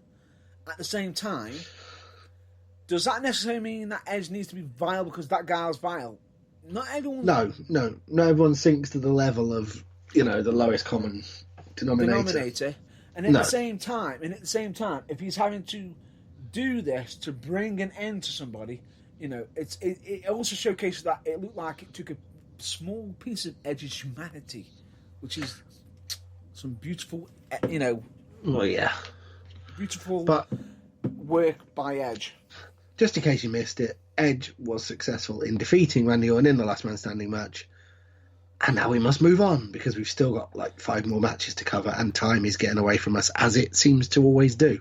Yes, it does. But anyway, let's move on to the WWE Raw Tag Team Championship match, which is the Street Profits versus Angel Garza and Austin Theory with Selena Vega. Now, a lot of people are saying, why is Austin Theory in this match? Isn't he NXT superstar? Now, rumour has it that Austin Theory wasn't originally meant to be scheduled in it. The only reason why this happened is because of an injury with Andrade. Andrade, yes, which kept him out at short notice. And a lot of people are probably thinking it was Vince McMahon who made the supposed decision for Austin Theory. Now, rumour has it wasn't Vince McMahon who made the choice. It was none other than Paul Heyman who made the choice in regards to it. And we have no way to certify that as true or not. We don't know. That's why we're saying rumour has it. But, yeah. At the same time, it's still a nice little way to get another, a bit of a all eyes on NXT a little bit. It's another way of doing it, which is quite clever. And this is that's the only way I'm going to defend it. The match itself was back and forth. It was what it was. We expected it to go the way it did. We expected it to perhaps go a little bit longer, but after how long Edge and Randy Orton had taken, I'm not surprised that it was short. But it did everything it needed to, and the Street Profits retained. And they did. But what I thought was interesting was straight after Angel Garza and Austin Theory attacking, and Selena Vega also getting involved. And I thought to myself, what's going to happen here? It's like, 3 of them sticking in. It's like, the Street Profits don't have a female within their group, do they? Huh? Cue Mrs. Angelo Dawkins. In case anybody wants to know who that is. I'll give you a clue. E-S-T. Of N-X-T. Or, as she should now be called, Mrs. Hashtag, Girl, you don't even go here. True. because that seemed to be she seemed to be like a stuck record with that phrase on NXT a couple of weeks before WrestleMania. But anyway, we are talking about Bianca Belair. Correct. 100%. And I thought that her being involved with the Street Profits, a lot of people saying, don't see it. I do. I actually think she's a great addition to Street Profits. Yes. And I am actually happy for her because she's now technically, in a way, got a main roster. Yes, which is fantastic. Well, not the main roster, because technically NXT is the main roster as well, but it's nice to see you know what we mean. It's nice to see her in a position where she can also thrive, getting visual, and much as, okay, she could say, she's with the Street Profits, she's not going to get much wrestling time. She'll just see, be standing there. Still, it can also bring and also I can also see it opening doors for Street Profits in more than one way than you think. Yes, exactly. As to the reason why I think that, we could potentially discuss that at a later date or when it actually does occur, but that could be a topic of discussion at a later date. So don't hold me to it if I forget it. I'm just stating it still opens doors. Just a quick question. Tongue-tied. The brain freeze. Go on. Thingy. The woman we're just talking about. What's her bloody name? It's on the tip of my tongue. That's the one. Thank you. Yeah. Sorry. Brain freeze moment. Bianca Belair's finisher. Yeah. What's it called? Why? Is it called the EOD? EOD? Is that what it's called? Not sure. Because doesn't that stand for end of days? Isn't that someone else's thing? Also, reminder, throwback to the past that Angelo Dawkins doesn't want you to remember. Always, whatever they do say, whatever it's called, be it EOD or something else, it's definitely some initials like that. Reminder to Angelo Dawkins when he apparently was the Curse of Greatness and used to use the initials of that like it was something big and clever. True. But he'd rather you didn't forget that. He'd rather you forgot that happened. So let's move swiftly on. Almost as much as a certain thing that you keep reminding me of. Hashtag Booker T's Room of Candles. Damn it! Right, yeah, let's move on to the match which featured the moment of the night. And trust me, the one that followed it, the whole thing was the moment of my entire life in wrestling so far. But this was just the unintentional moment that made the match of the whole night. First things first, though, it was the Fatal 5-Way Elimination match for the WWE SmackDown Women's Championship. And before we get to there, we did both predict the Street Profits to win. And so that's cool, yeah. Anyway, moving on, carry on. Which pitted the champion Bayley against Tamina, Lacey Evans, Naomi, and Sasha Banks. Was this made an elimination match fairly late on? Because I don't remember them saying it in the build-up before, about a week before. I think it was during the last week of it. They decided to do it there and then to make it fair enough. Elimination. Fair enough. That's all good. Now, in the hype up to this, Tamina's been hyped as dominating, vicious, evil. Yes. And that was due to a throw-off comment from Sasha Banks and Bayley saying, Tamina having a chance to win? Really? Yes. And she kicked ass all the way up to it. Get to the show, and who's first eliminated? Get to the show. Okay, yes. Admittedly, you can argue that a little bit of a throwback in that it did take all four of the other women in the match to pin her. But, yeah, that's a bit like saying, yeah, but it's got icing on it when you're served up a dog turd as your birthday cake. Now, it doesn't really excuse it. Deserved much more to this. Yeah, no, I'm saying her 6 minutes and 35 seconds into the match. Yeah. Which was just, really? Yeah, it was shabby. It was dreadful. Bad taste. Dreadful, yeah. Poor taste. Anyway, the eliminations came relatively thick and fast. Well, not as thick and as fast as you think. All I'll just say is Tamina was eliminated by all of them by pinfall, which is at 6 minutes and 35, which I believe all of them decided to just decker one with big moves. Yeah. Naomi was eliminated by Sasha Banks by submission at 10 minutes and 20. Yep. Sasha Banks eliminated by Lacey Evans in the shock of the night. In a confusing segment, because it looked like Bayley pushed Sasha out the way for... Yeah, it looked like Bayley ate the move that Lacey Evans had intended for Sasha Banks, but then Sasha got pinned and Bayley did absolutely nothing to stop it happening. No. I think what it was is, luckily enough, Lacey had enough time to change the move that she was originally going for, because I think the idea was for Bayley to try to push Sasha Banks out the way and possibly inadvertently push her in direction into the women's right. I think that was the original plan, but it didn't go as planned. What ended up happening, she pushed her out the way. Evans decided to change it to a kick and then turn around and decked Sasha Banks there and then. Yes. At which point, because, as much as Sasha could probably turn around and say, hang on, why didn't you do anything? Technically, she'd been booted by Lacey Evans, so... And therefore, she could use the excuse that she was still recovering. Yeah, absolutely. Yeah. Which doesn't bode well for the future, but for the actual future plan, which is what I suggested, which is potentially Bayley versus Sasha Banks in future. Anyway, point being is, at this point, both of us were like, you were already out because you already picked, I believe, Sasha Banks. Yeah. And I'm just there thinking, oh God, it's Lacey Evans and Bayley. Oh, no, this can't be happening. You were thinking. And luckily, it didn't. It didn't.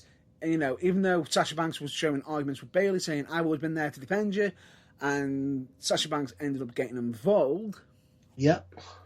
And costing Lacey Evans the match, and showing that she's got loyalty with Bayley. Yep. And helping her get the win. And anyway, side notes quickly, and this is a quick side note. Did anybody notice a little mistake at the end of that match? Oh, you mean with regards to that Sasha's push cancelled then? Potentially? Yeah. Oops. Yeah, something that Bayley has been very careful not to do ever since a little thing was pointed out to her. And Sasha just did it anyway. She probably didn't think about it. No. In the heat of the moment, she probably didn't, to be honest. She was there for a fan, put the belt round her waist, and what letters were spelled out down? Yes. AEW by accident. And which show is this for WWE? Oh, was it called All In? Oh, wait, no, it wasn't. It's frickin' WrestleMania. Oops. Oopsie. Oh, well, do you know what? They both get a pass on that accidental heat of the moment thing, and do you know why? Because of moment of the night. No, this is a moment that was unexpected and due to just spur the moment. Due to the bizarre quirk of there being no crowd at WrestleMania, and therefore the performers in the ring, who I think generally did a very good job of not making the calling of spots obvious, which is great, but due to the unique acoustics of the situation... And Michael Cole is not quiet. And Michael Cole is not a quiet commentator because he's used to having to make himself heard over upwards of 80,000 people. Yeah. Early on in the match, there was a double pinfall attempt in which both Bayley and Sasha Banks kicked out. Yeah. To which Michael Cole on commentary stated Bayley and Sasha Banks both nearly eliminated there. And the reply from Bayley, who, due to there not being an audience, heard the commentary call as she rolled out of the ring, was, "No, we won!" Which, to me, absolutely made the match. Because it was clearly something that she didn't think about, it just came out.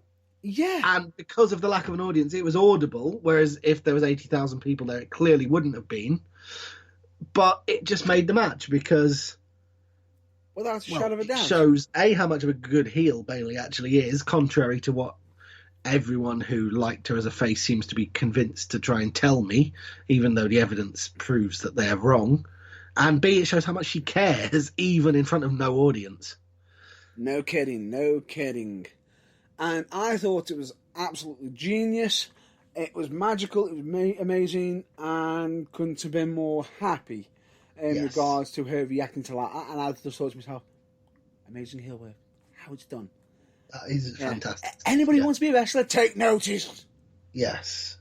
Because that's how you should be reacting to a member of the crowd. Yeah, exactly. Potentially, if you hear him, you almost lost. No, I didn't. Yeah, exactly. Wow, that was fun. And from fun and a great match, if a couple of odd decisions, we move on to the best thing in wrestling I think I've ever seen. A lot of people are saying, oh, really? You're Undertaker versus AJ Styles. Oh my God, John Cena and Bray Wyatt are going to have to step up. Step up? Dude, look up. You'll get a crick in your neck from looking. They're that far above you.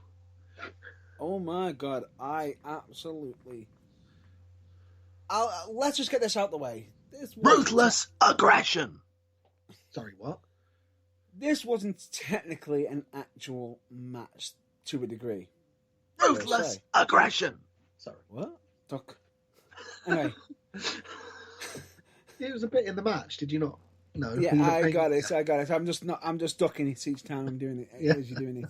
I'm with you. But anyway, this wasn't a match in the traditional wrestling sense, and frankly was a million, billion, trillion, gazillion, lots of other made-up words for numbers that end in illion times better for it. Many people considered this to be a 12-minute promo. Essentially, it was. But I think that was what was great about it. It was fucking genius. It was genius from start to finish. And did you see the other awesome bit in this? Before it cut into the pre-edited Firefly Funhouse footage, when John Cena came out into the empty arena, did his absolutely standard entrance. Yes. Saluted the crowd and pointed and waved at someone in the crowd. Yeah, fantastic. Anyone that says this guy doesn't know what he's doing in the ring, well, frankly, they're just jealous, because yes, he has his limitations, but so does everyone, and he's nowhere near as bad as his worst critics would like to have you believe. And technically, little things like that. All I'll say to you is Cena could have argued over this segment at any point. Cena could have said, no, I'm not doing that at any point. And he did it. He did every single bit of it, and more to the point, he looked like he was enjoying himself. And he did it with flair. Absolute. Ooh, copyright infringement. What? Don't give Charlotte a reason to sue us on top of everything else she's trying to dominate at the minute. Good point. He did it with panache. Panache, razzmatazz. Yes. There we go. It was a fantastic bit of pro wrestling theatre from start to finish. And yeah, I loved it. I absolutely loved it myself. And a lot of people are saying, did you notice some of these subtle reminders of a lot of things? Yes. Did you notice any of them? Well, go on. I probably did, but just for the sake of the listeners, run through them. Go on. All I'll say to you is, when you had Cena go through the door, and you got the puppet version of McMahon, saying if you don't go out there and show ruthless aggression, you're fired. Or if you don't get the crowd behind you, you're gone. That's almost a little bit of a jab at Cena, because he almost lose his job. Back in 2002, early on when he first very started. early, before he started, And then when he appeared in front of, you got Wyatt basically reiterating the whole Kurt Angle segment of how Cena came about. Yeah. And then being ruthless aggression. Yeah. And when Cena came out, what was he wearing? His 2002 pre-Doctor of Thugonomics gear. Brightly coloured spandex. Yeah. And did you notice that they actually had the old SmackDown fist on I show as did well? actually, yeah. I'm not sure where they dug that up from, or maybe they just computer generated it, edited Nope. it, like Nope. programmed him They onto. actually have it. Wow. Okay. Well, They that actually was have cool. it. They actually have it because Edge and Christian have covered it in the warehouse when they, which was a Oh part no, I of know the. they still have it, but Yeah. it wouldn't have been difficult to green screen him into an actual entrance with the fist. But no, they didn't do that. They got the actual prop out because they still have it. Well, just the fist, not the actual full stage, No, which would but have still. taken way too long. Yeah, yeah. Right? And I thought to myself, oh, this is brilliant. And you got him coming out going, ruthless aggression, duck. Yeah. Genius. And do you know what's so clever about this? Go on. This is almost commentary on the fact that people are saying that Cena is one-dimensional and can't do anything changed. Yes. Cena was having a laugh at his own expense. Cena was having a laugh at his own expense from start to finish, but no more so than when the promo that he cut on, I believe, SmackDown for no other purpose No. was used against him. No. We'll get to that for the end of this match. Yes. For the end of the match. And I thought to myself, that is freaking genius. He kept ducking. And then they went into the old Wrestlemania moments, and they were basically saying, Muscle Man Wyatt saying, I'm here with my tag team partner, generic Muscle Man name with Cena coming out, Yeah. basically ripping into WWE itself, stating that, WWE, have a tendency of picking generic and Muscle Man. Yes, which they do, let's be honest. Oh dear. Right. And when they did it, it was just absolutely clever. Now, the interesting thing about it, did you notice that in the previous gear that he wore from his debut, he was actually wearing the certain colours for a certain state? Yeah. I'll just brush aside of that and get to the Muscle Man. And then when he kept working out, saying how much, WWE workers like guys who flex. And Cena couldn't stop flexing, could he? So he's basically saying, I must push myself. And then you got Bray Wyatt who turned around and says, egomania is running wild on you. Stating he can't move past his ego, stating that Cena's got an ego. And people who are in the top of the league are egotistical. Not to mention the use of the very phrase egomania is running wild on you being a dig at, I wonder who else who's famous for having one. Yeah. Brother. True. So at the same time, it's like, they're actually allowing this. Yeah. And then we get to the next segment, which is John Cena as the Doctor of Thugonomics. Yes. Did you notice anything about his Doctor of Thugonomics outfit? Well, I probably did, but I haven't immediately got the answer that you're probably looking for. So no, go on, enlighten me, and indeed the listeners. Now, what do you think it was? And I'll come out straight. No, I'm just trying to think now. All I'll say to you is, it references a promo that CM Punk did on him. Oh, I see. What was he wearing? An Orlando Magic Nope. basket? No. He was wearing a New something- York Yankees top. Ah, right, okay. Which references what precisely? Go on. Just When CM Punk turned around and said, you won't call yourself the Boston Red Sox, but you're not. You're furthermore, you are a dynasty. You are the New York Yankees. You are a legacy. For Cena then hitting one. yeah. That's what he's referencing. He's saying, they're referencing that promo. Well, there you go. And then the fact that, throughout his promo, when he's just doing these raps, he just kept throwing, fat jokes and these nuts jokes at Bray Wyatt.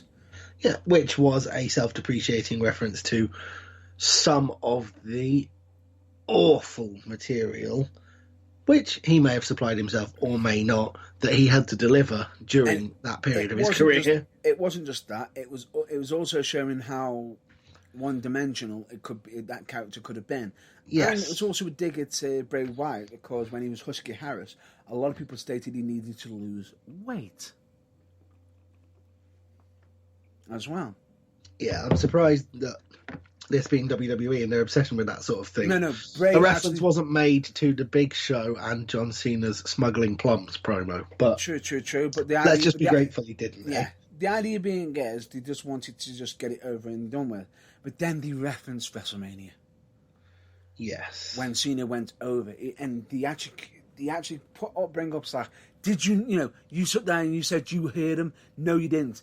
Do you hear them now? And Cena was actually wearing the exact same gear as what he did at that WrestleMania, and so was Bray Wyatt in his old previous gimmick, as well. Was this before or after they made reference to One Night Stand and the If Cena Wins We Riot thing? That was during the same time. Ah, right, that's cool.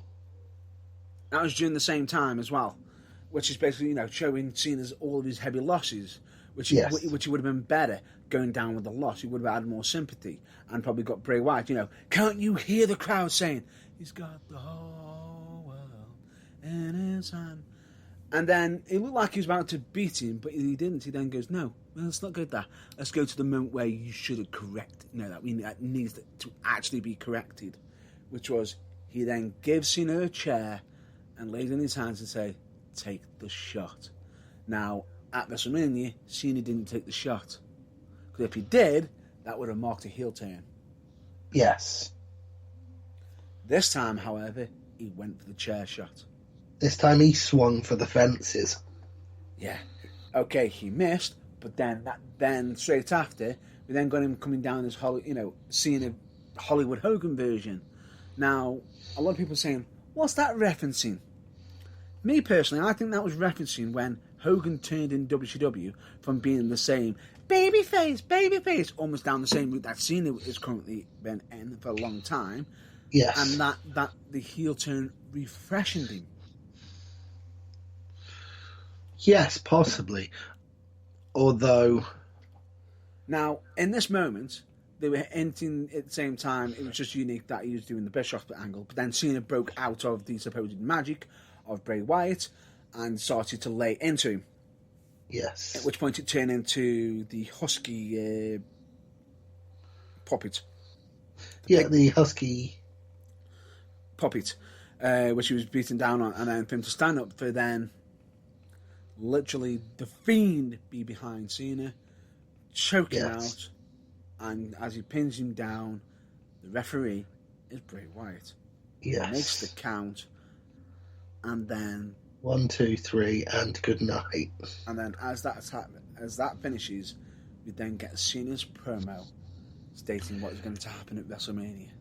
So, no, that was when he hit the Sister Abigail before. That's what I'm saying. Yeah. The repeat of the Cena's promo, cut specifically for the purpose on SmackDown, saying that he was here to deal with the most overrated... It replayed after. All right. Just before Cena vanished. It replays where it states Cena is stating that he's going to get rid of the most overhyped, most... overrated, overhyped, forced down our throats, whatever he described, talent in WWE history, which he was describing Bray Wyatt as, even though Bray Wyatt, even though technically he could be used here, it could have very well been be him. Talking about himself. Yes, yeah, absolute genius.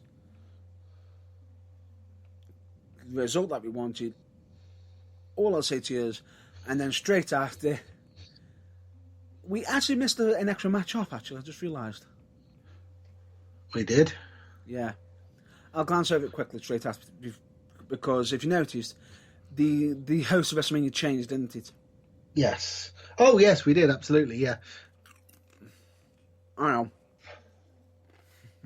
We missed off the legitimization of the 24/7 championship. most legitimate heavyweight championship in WWE. Oh, wait.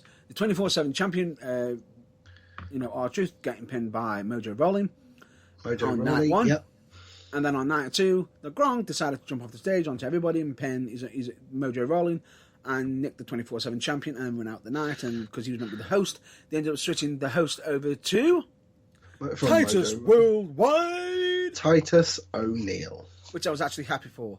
However, Titus's reaction to the Fiend match was absolutely genius. Absolutely priceless. What did I just say? Yeah. Which was what it needed to be. Perfect. Move on to the main event. Perfect. The, in inverted commas, main event. Singles match for the WWE Championship, pitting Brock Lesnar with Paul Heyman against Royal Rumble winner Drew McIntyre. Right, the chosen one! Wait, no, before we get into this match, I've got to cover 2 things right now. Quickly, which will cover 2 topics that we've got to get off our list at the same time. Right, Brock Lesnar originally was stated at an argument with Vince McMahon in regard to this match. Yes. Because he stated it shouldn't be happening, we shouldn't be doing WrestleMania, it should be basically, for another time. Vince saying, no, we've got to do blah, blah, blah. Some people are saying, is Brock defending us? At the same time, it could also look like, is Brock Lesnar trying to put something off? Is what I'm going to be saying.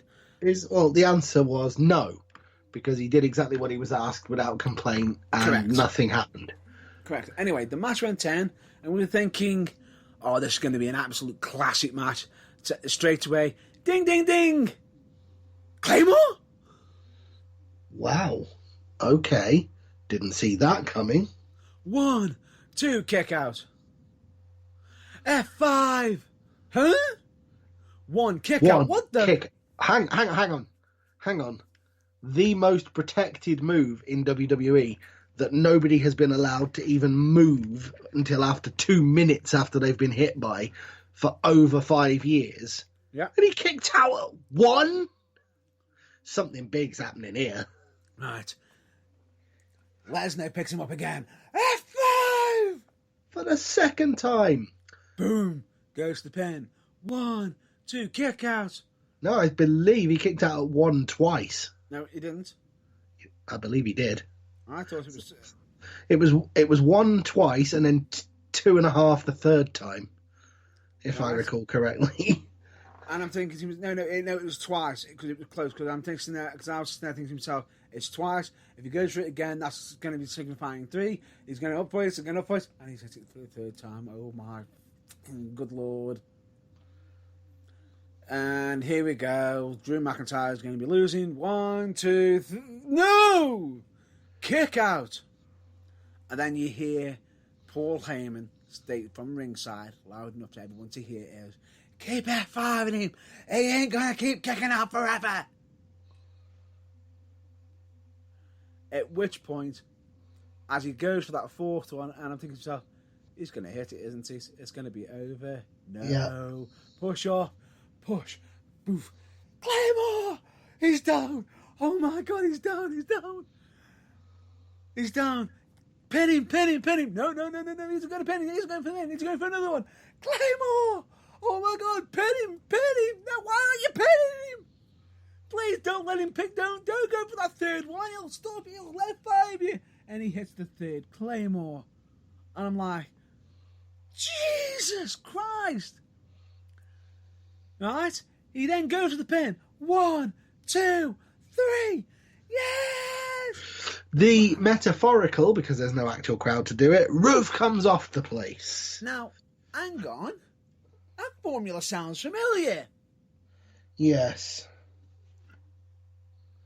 Where have we seen that formula? Oh, that was right. The night before. Yes. The only difference is on this one is that Brock Lesnar threw in an extra German or 2. Yeah, essentially, both of WWE's heavyweight championship main titles. Well, I did say before that this was the ascension of the 24/7 title to the status as WWE's main championship.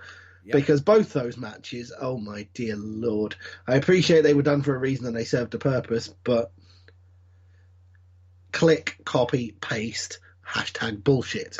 Now, supposedly, what pisses me off with this is, by the way, another reason why Charlotte might have won is because technically, if you notice throughout the entire show, near enough a lot of faces won in their matches, with the exception to Bayley. Yes. Right? Ben still thinks Charlotte's a face, supposedly. Which is wrong on so many levels, because she's fucking not. Anyway, let's get back to it, shall we? Anyway, the point being is, what I thought was so stupid in regards to this is, it's just, I thought to myself, Drew could have had a crowning moment there, an absolutely entertaining match. Instead, it was a short match. Is that because Brock can't go the distance anymore? Mere speculation, but who's to honestly say? It might be. And if that's the case, he can't do it, then fair enough. Hats off to you, Lesnar, if you can't do it anymore. If you could have done, you've just done Drew McIntyre a disservice. If you can't, however, hats off to you for doing the right thing and dropping the title to someone who can. Yeah. Now, my argument here is it would have been so much better with a crowd, which is what I think Lesnar was supposedly rumoured. Rumour has it that straight after this match, Vince and Lesnar ended up in a massive, massive argument. Straight after. And again, I don't know how true that is, but rumour has it, the speculation that it's supposedly Brock Lesnar was stating, blah blah blah, whatever, you've asked me, you've made me do this, I'm done, and supposedly Vince is saying, yeah, fine, whatever, go home, get out. Essentially, Vince has finally lost his patience with the part-time wonder. So potentially that this could be Lesnar's last time. Oh, wonderful. Ta-ra. Possibly. You've ruined WWE for the last 5 years. Enjoy your retirement. Bye. Now, a lot of people are saying that, Lesnar is an arsehole, which a lot of people, yeah. But at the same time, I've also heard stories where he's actually not too bad of a guy with other people. He's not a people person. Yes, he has stated that himself. But a lot of the time, a lot of people have, depending on certain times when he hasn't been, a lot of people have seen him do good things and be nice. Yes. As well. He has been an alright guy. No arguments there. My dislike of him is the fact that he, shouldn't have been let anywhere near the title on a part-time schedule. But that's got nothing to do with his personality. So let's not try and confuse that it has. Correct. Now, straight after that, there might be another reason why Brock was upset. Okay, and why is that? Because if you watch Raw... the Raw main event actually happened in part of a dark match that was actually done at WrestleMania. Yes, which, of course, nobody knew anything about because WrestleMania went off the air. Yeah. But, of course, it was kept very well secret by the capacity crowd, none of whom let on. Yeah. I see what we did there. Yeah. Which is, after the match, they actually did an interview segment, which, if someone was smart, would have fucking changed the background and changed it to Raw, but probably because due to time constraints, they couldn't. So they ended up actually making it official, from last night, which ended up partly burying Lesnar at the same time, or Vince has done that to bury Lesnar. It could be that Vince has done it deliberately. We're only speculating. Who are we to actually know? Oops.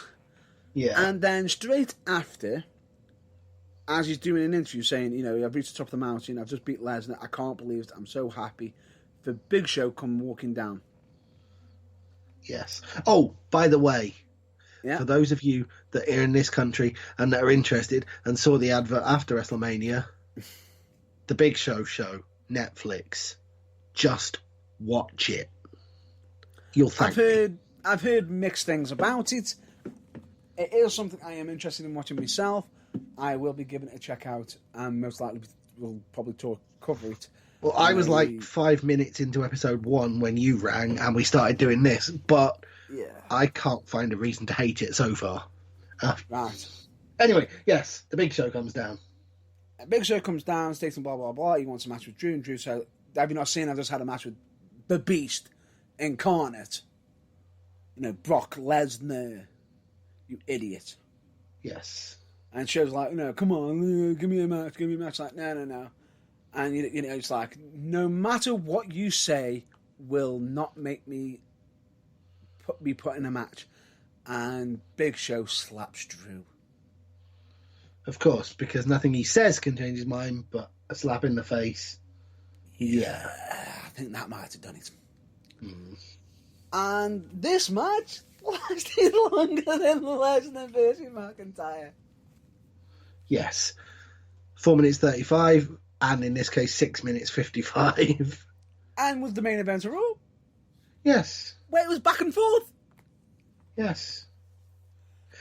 But it ended up being with Drew, avoiding being, I think he did get chokeslammed at one point and kicked out, but then he went, Big Show went for another.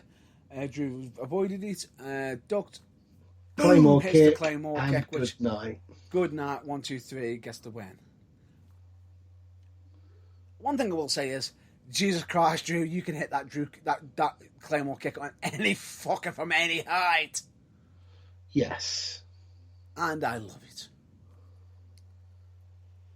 Right. Well, anyway, we've now covered WrestleMania. And in doing so, many of the other elements that we were going to cover within it, which was great. Overall view, it had its down points, like many WWE big pay-per-views that have, more than 7 or 8 matches on them. Yeah. But overall, more highs than lows.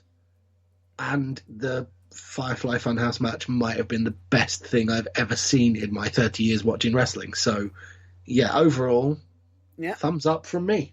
However, last topic of WrestleMania. Yeah. Which is, before Drew went out against Lesnar, Drew had actually got himself mentally ready. Because he thought, yes, it is Brock. Right, and Brock has been arguing with Vince over let's cancel putting the match on and everything. I think Drew thought, is Lesnar going to go in for business for himself? The thought never crossed my mind, but okay, yeah. So when you look at that moment, when you see Lesnar and Drew face to face in the ring at WrestleMania, Drew in his own mind is like, you go for it, you go for the change. I'm gonna knock your teeth down your throat. Drew was ready to fight Lesnar. Legitimately. Yeah. And if it's true that what they did was the absolute limit of what Lesnar could do, gotta be honest, and this is the first time I've said this, I don't like Lesnar's chances. A very hungry and, basically driven Drew McIntyre, who's got brought into WWE as the chosen one, dropped into nothing, got made a member of 3MB. Oh, and yeah, the very thing that made me convinced that he was going to win was the little telltale thing in his build-up promo. Yeah? Where he said, I'll be damned if I'm going to be remembered as an idiot playing air guitar. Yeah. And at which point, you could joke aside about it, yeah, okay. And then he pretty much, went off into the independents, made a damn well name for himself, got back onto the radar, and is at the peak of the pinnacle. Made a name for himself in NXT, got injured, which derailed him somewhat, but kept going, came back, fought his way through god-awful booking on his initial return to Raw, and made it to the point where they couldn't ignore him anymore. So hats off to him. And are you ready for this? Yep. I've got to say this now because some people have pointed this out on the internet. What? Is there going to be a future World Championship for the third member? Well, it would be 'Cause nice, he's wouldn't got it? kids. It would be nice, wouldn't it? If you consider that he's now the only member of three-man band that hasn't held a world championship in WWE. Or a singles championship? No, I don't know. He hasn't been 24/7 champion, has he? So I don't think so, no. No. There you go. In case anyone's wondering what we're on about, Jinder Mahal has won WWE Championship. Drew McIntyre has won the WWE Championship. But the man who's got kids and the former leader of three-man band is a former tag team champion with Rhino. Yeah. But he hasn't won a singles title yet. No. But he's got kids. Yeah. And is he lined up for a WWE Championship? And someone put a picture of, Jinder with his champion when he had the WWE Championship, Drew holding up, and the Glorious Mouse Ways literally thanking the crowd, saying, "Oh my God, look at the camera, going, thank you." Yes. And then you've got, Heath Slater in the third picture, arms open, go, "I've got kids. Am I next?" Which is hilarious. It really is. And on a similarly random but necessary note, I would just like to say congratulations to Scotland. Yes. A country of, just over 5 million people that currently has 5 world champions in WWE. 5. Yeah. 5. Yeah. I know. What's his name? Is it no, not Mark Coffey. Yes. Yes, Mark Coffey and Wolfgang, NXT Tag Team Champions. Yep. Nikki Cross, Women's Tag Team Champion. Kaylee Ray, NXT UK Women's Champion. And now Drew McIntyre, WWE Champion. That's some ratio. That really is. If you bear in mind, I think there were only about 6 Scottish people in WWE. And take into account that... I lied, there's about 10, but yeah. A lot of people, and Jack Gallagher pointed this out, Drew is Scottish, and yet people of Britain will declare him as the first official UK champion. First official British WWE champion, yes. And the second he loses it, he'll be back to being a Scottish, not British. Yeah, which is ridiculous. It's the Andy Murray curse, and it doesn't need to happen. Which is what gentleman Jack Gallagher stated. Yes. Quick question as well.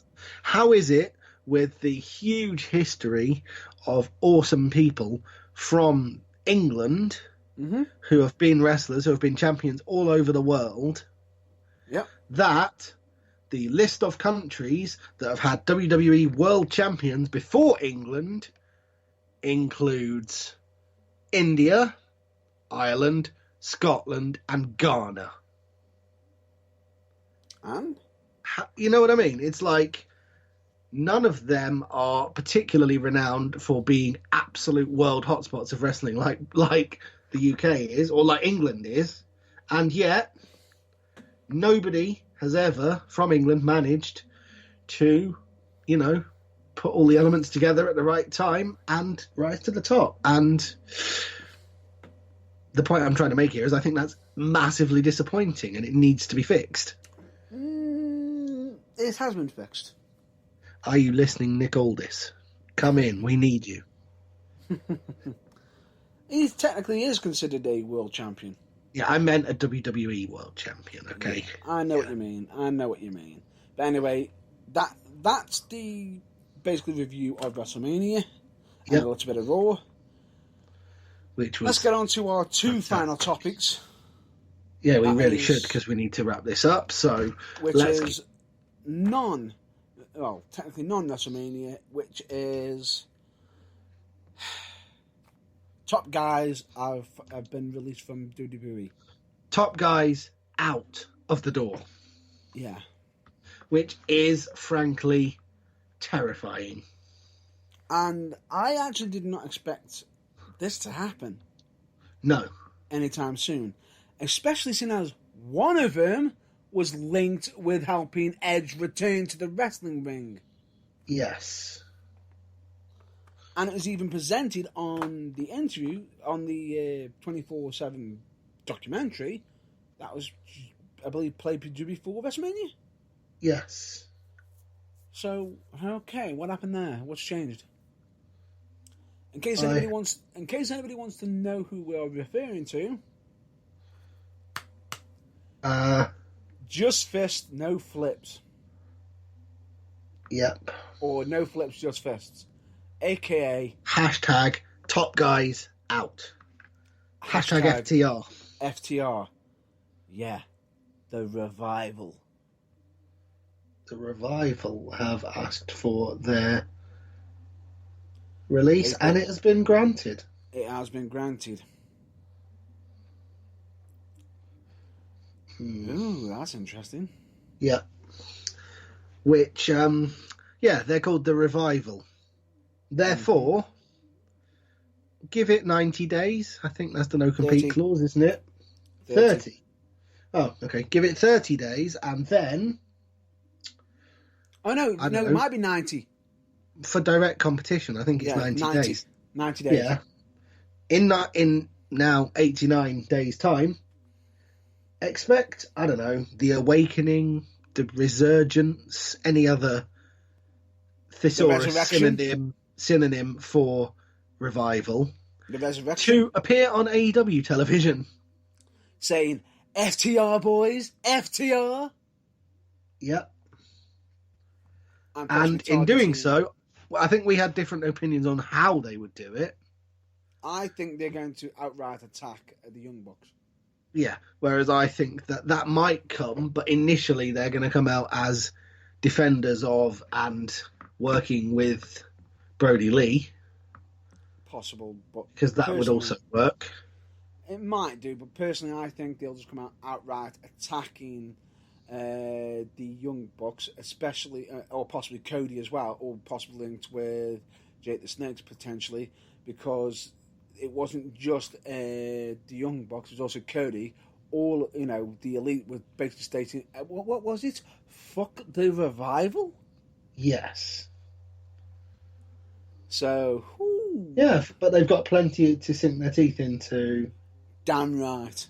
And I hope they absolutely make the most of it and become the first ever NXT, Raw, SmackDown, and AEW Tag Team Champions. Be a first. It would. Absolutely. Definitely. So, we genuinely wish them the best of luck in their future endeavours in, we hope, AEW, or wherever they choose to go next. Yeah. And we are of the opinion... hang on. What? Available. They're available? Shame that we've got this coronavirus, the epidemic on at the moment. It is, isn't it? Otherwise, UKWA doesn't currently have tag team champions, does it? I could make an exception for this. Absolutely. How much do you want, guys? By the way, I am joking. As part of the no-compete clause, because we're not direct competition to WWE, so... And I am technically joking at the moment. But at the moment, it's just a little joke there. That was a bit of fantasy booking. Although, if I could book them, and Connors and Black versus the Revival. Hello.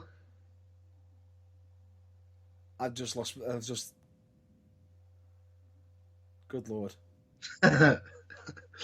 Hashtag if only.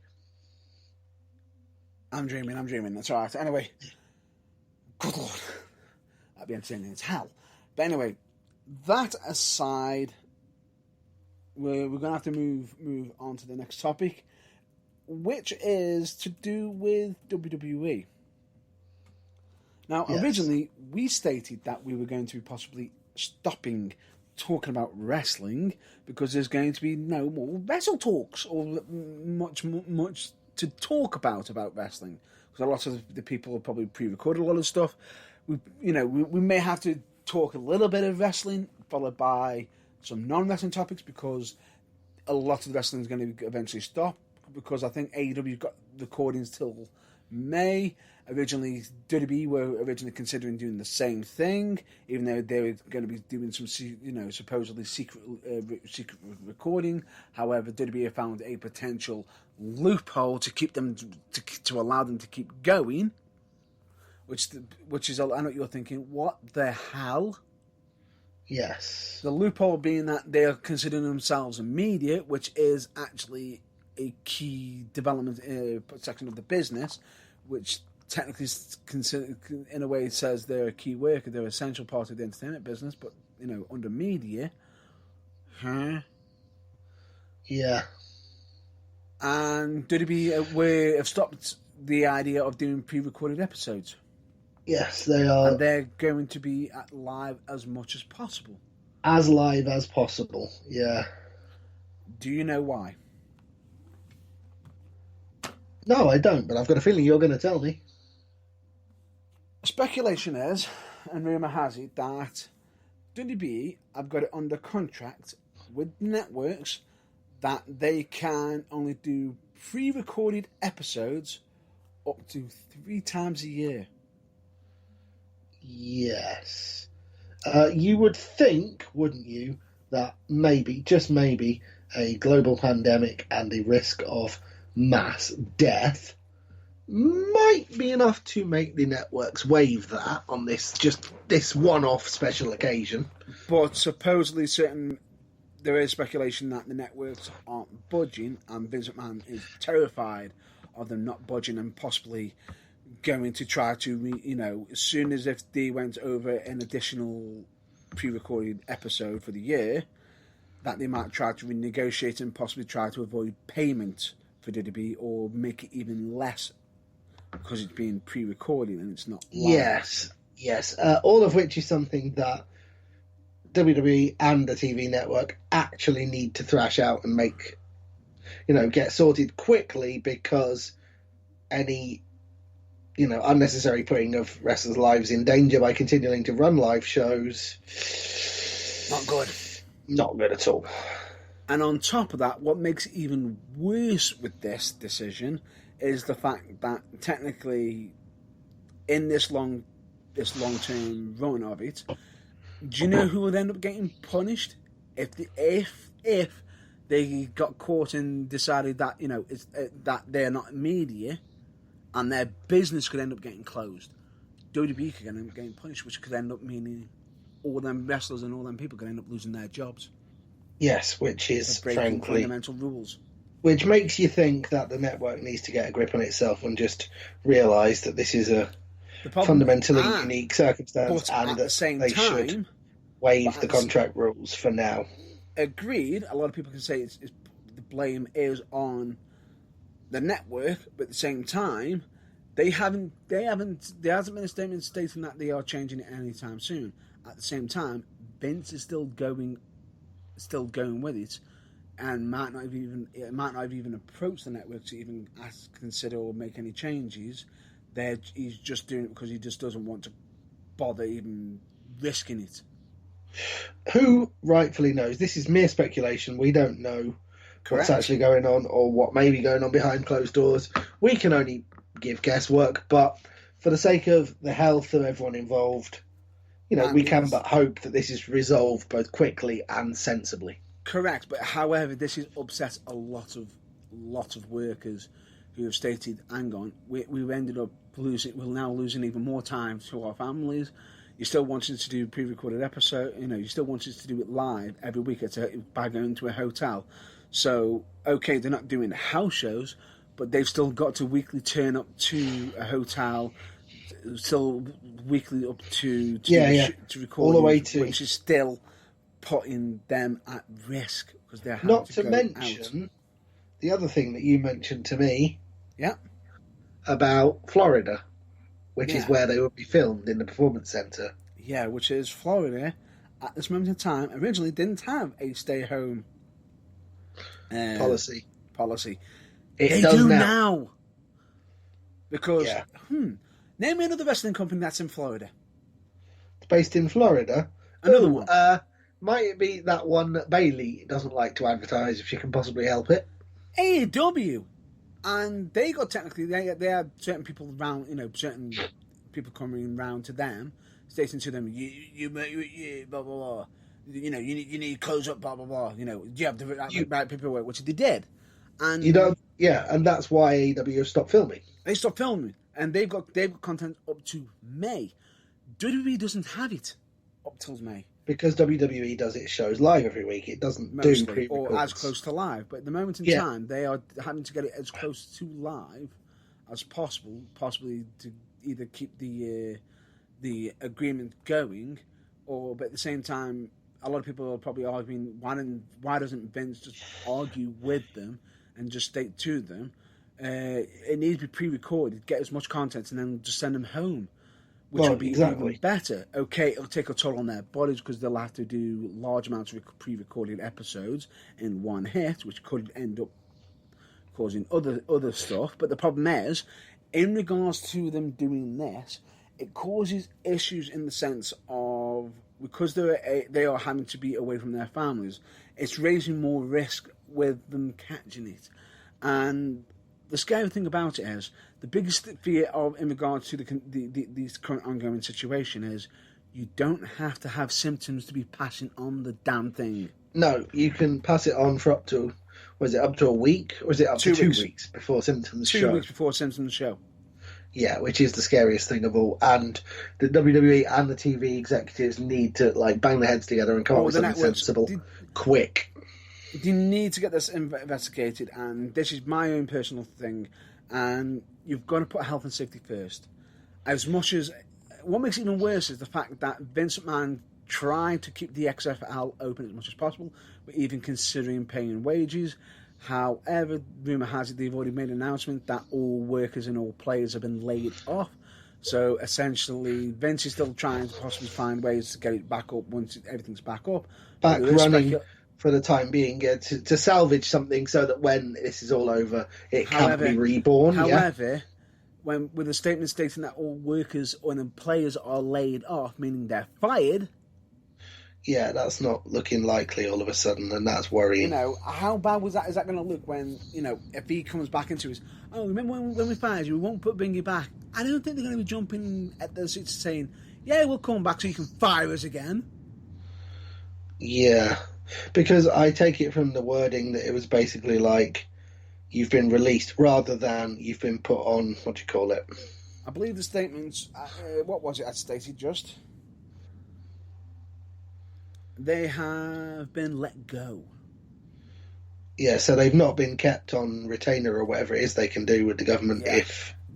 No, that's bad. Yeah. So that's the reason, basically. So at the moment, there might be... And some people are stating, as much as Vince may want to try to keep it going, which Vince was trying to bring it back because this would be one of the major blemishes he, that majorly affected him. He was trying to, say, it would work for me if I put enough money into it. It hasn't worked because of the issue with the pandemic, and he could be trying to find faults, when it does come back.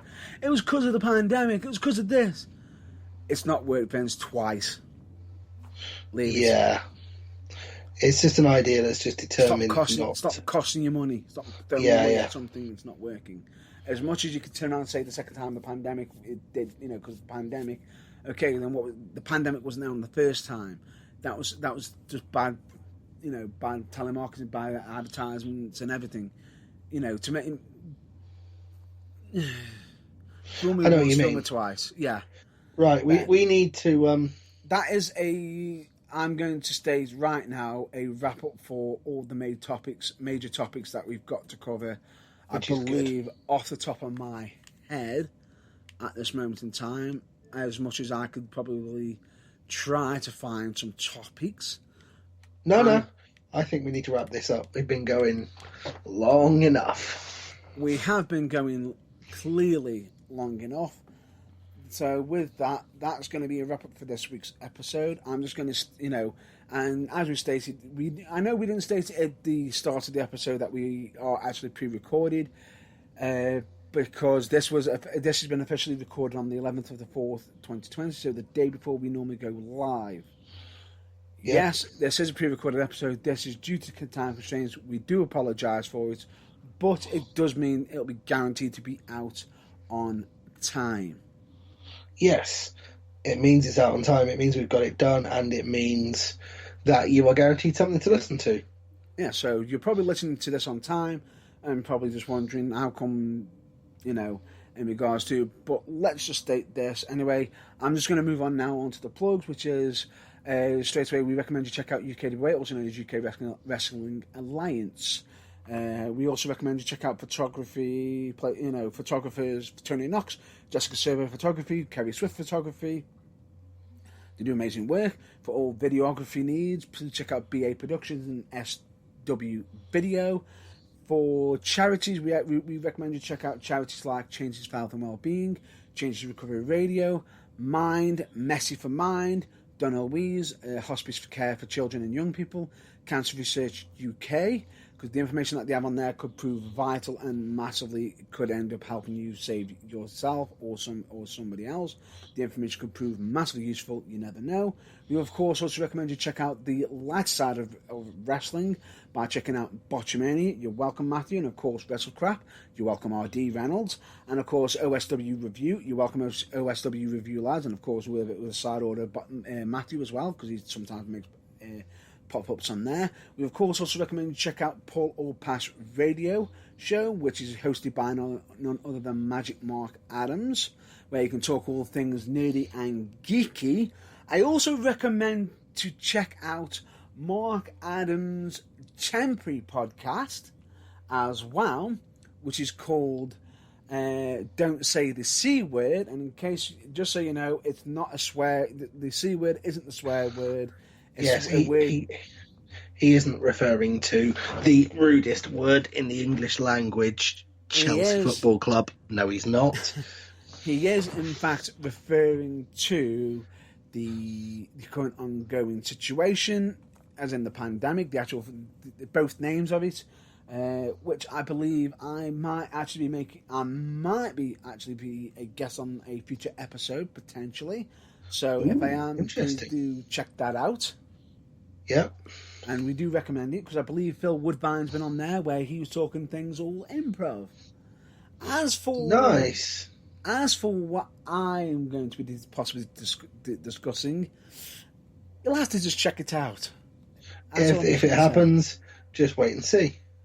Wait and see. There has been talks of it possibly being done soon, but that's all I'm going to state for the time being. I also recommend you check out fellow podcasters, and podcasters and broadcasters and interviews like from We the Independent with an IE, not a Y, which is hosted by none other than the Bernie Sanders of professional wrestling. I can't think who you can possibly mean. Really? You don't know who the Bernie Sanders of professional wrestling?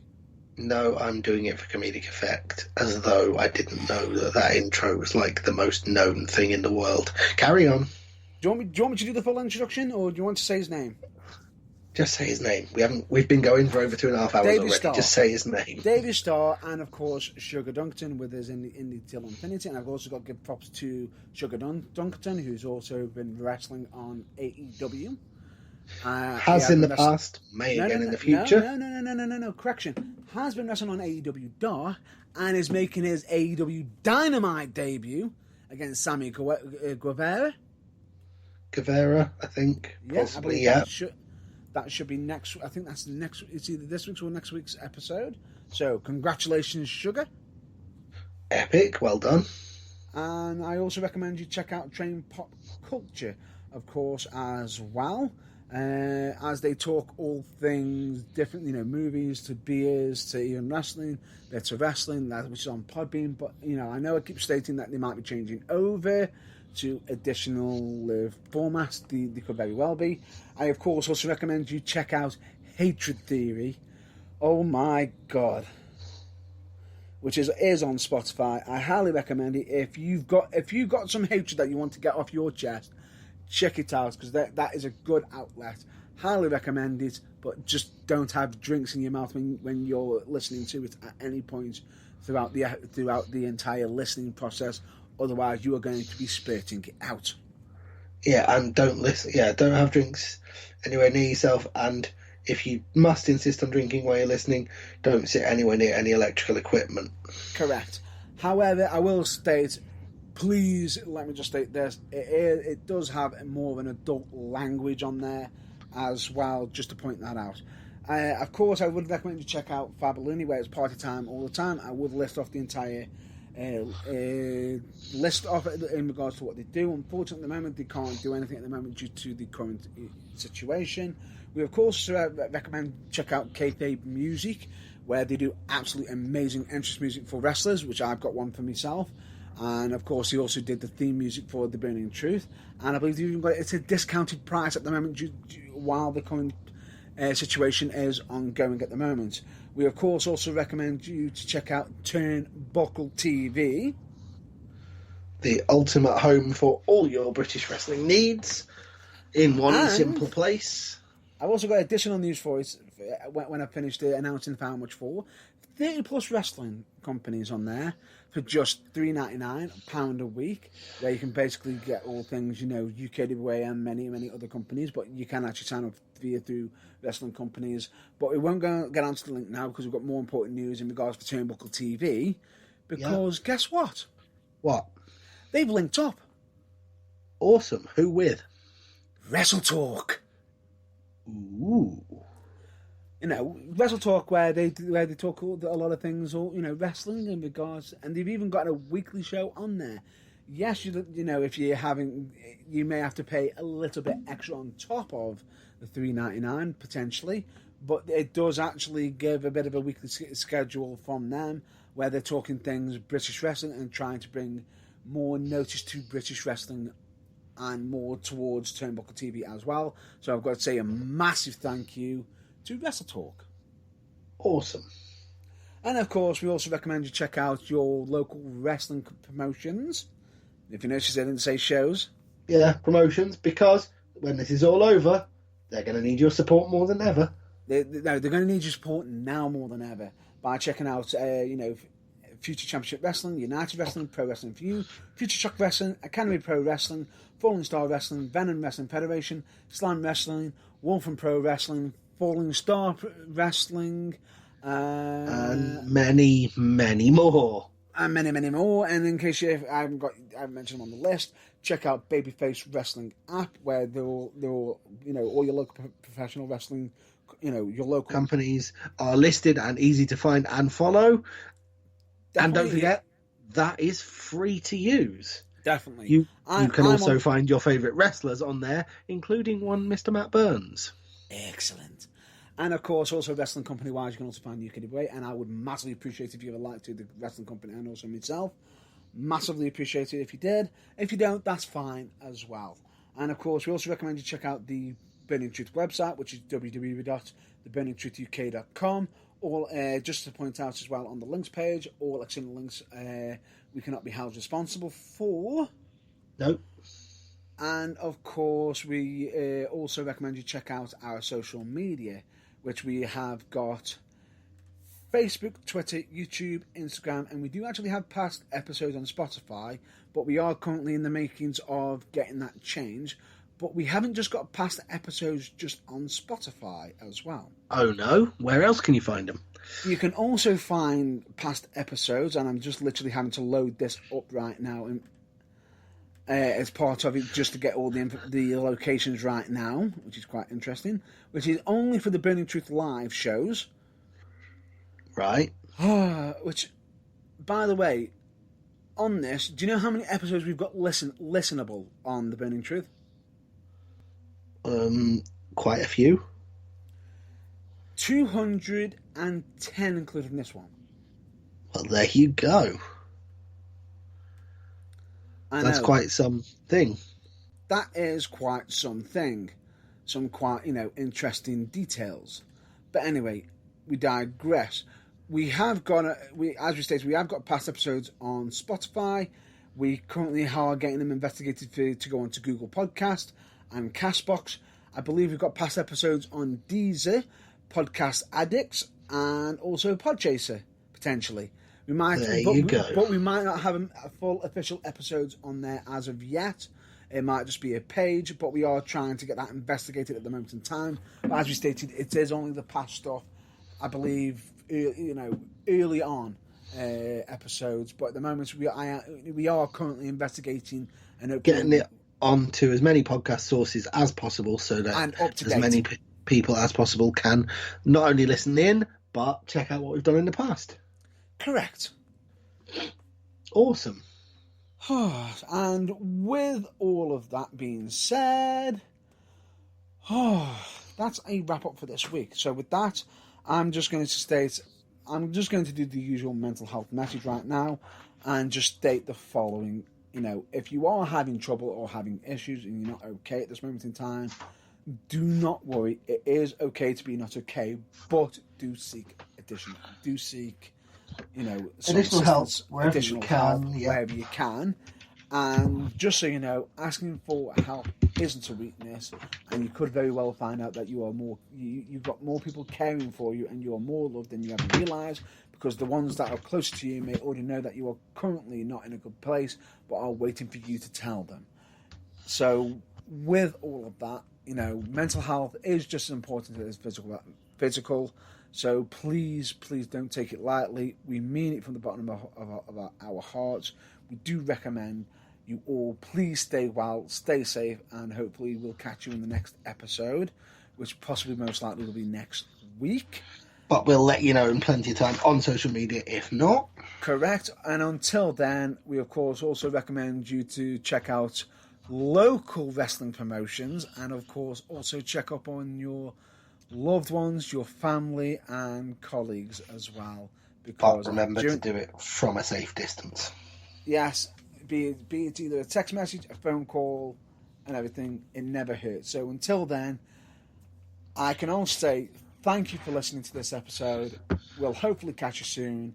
Until then, I'll hope to see you at the next episode. Until then, catch you later. Goodbye.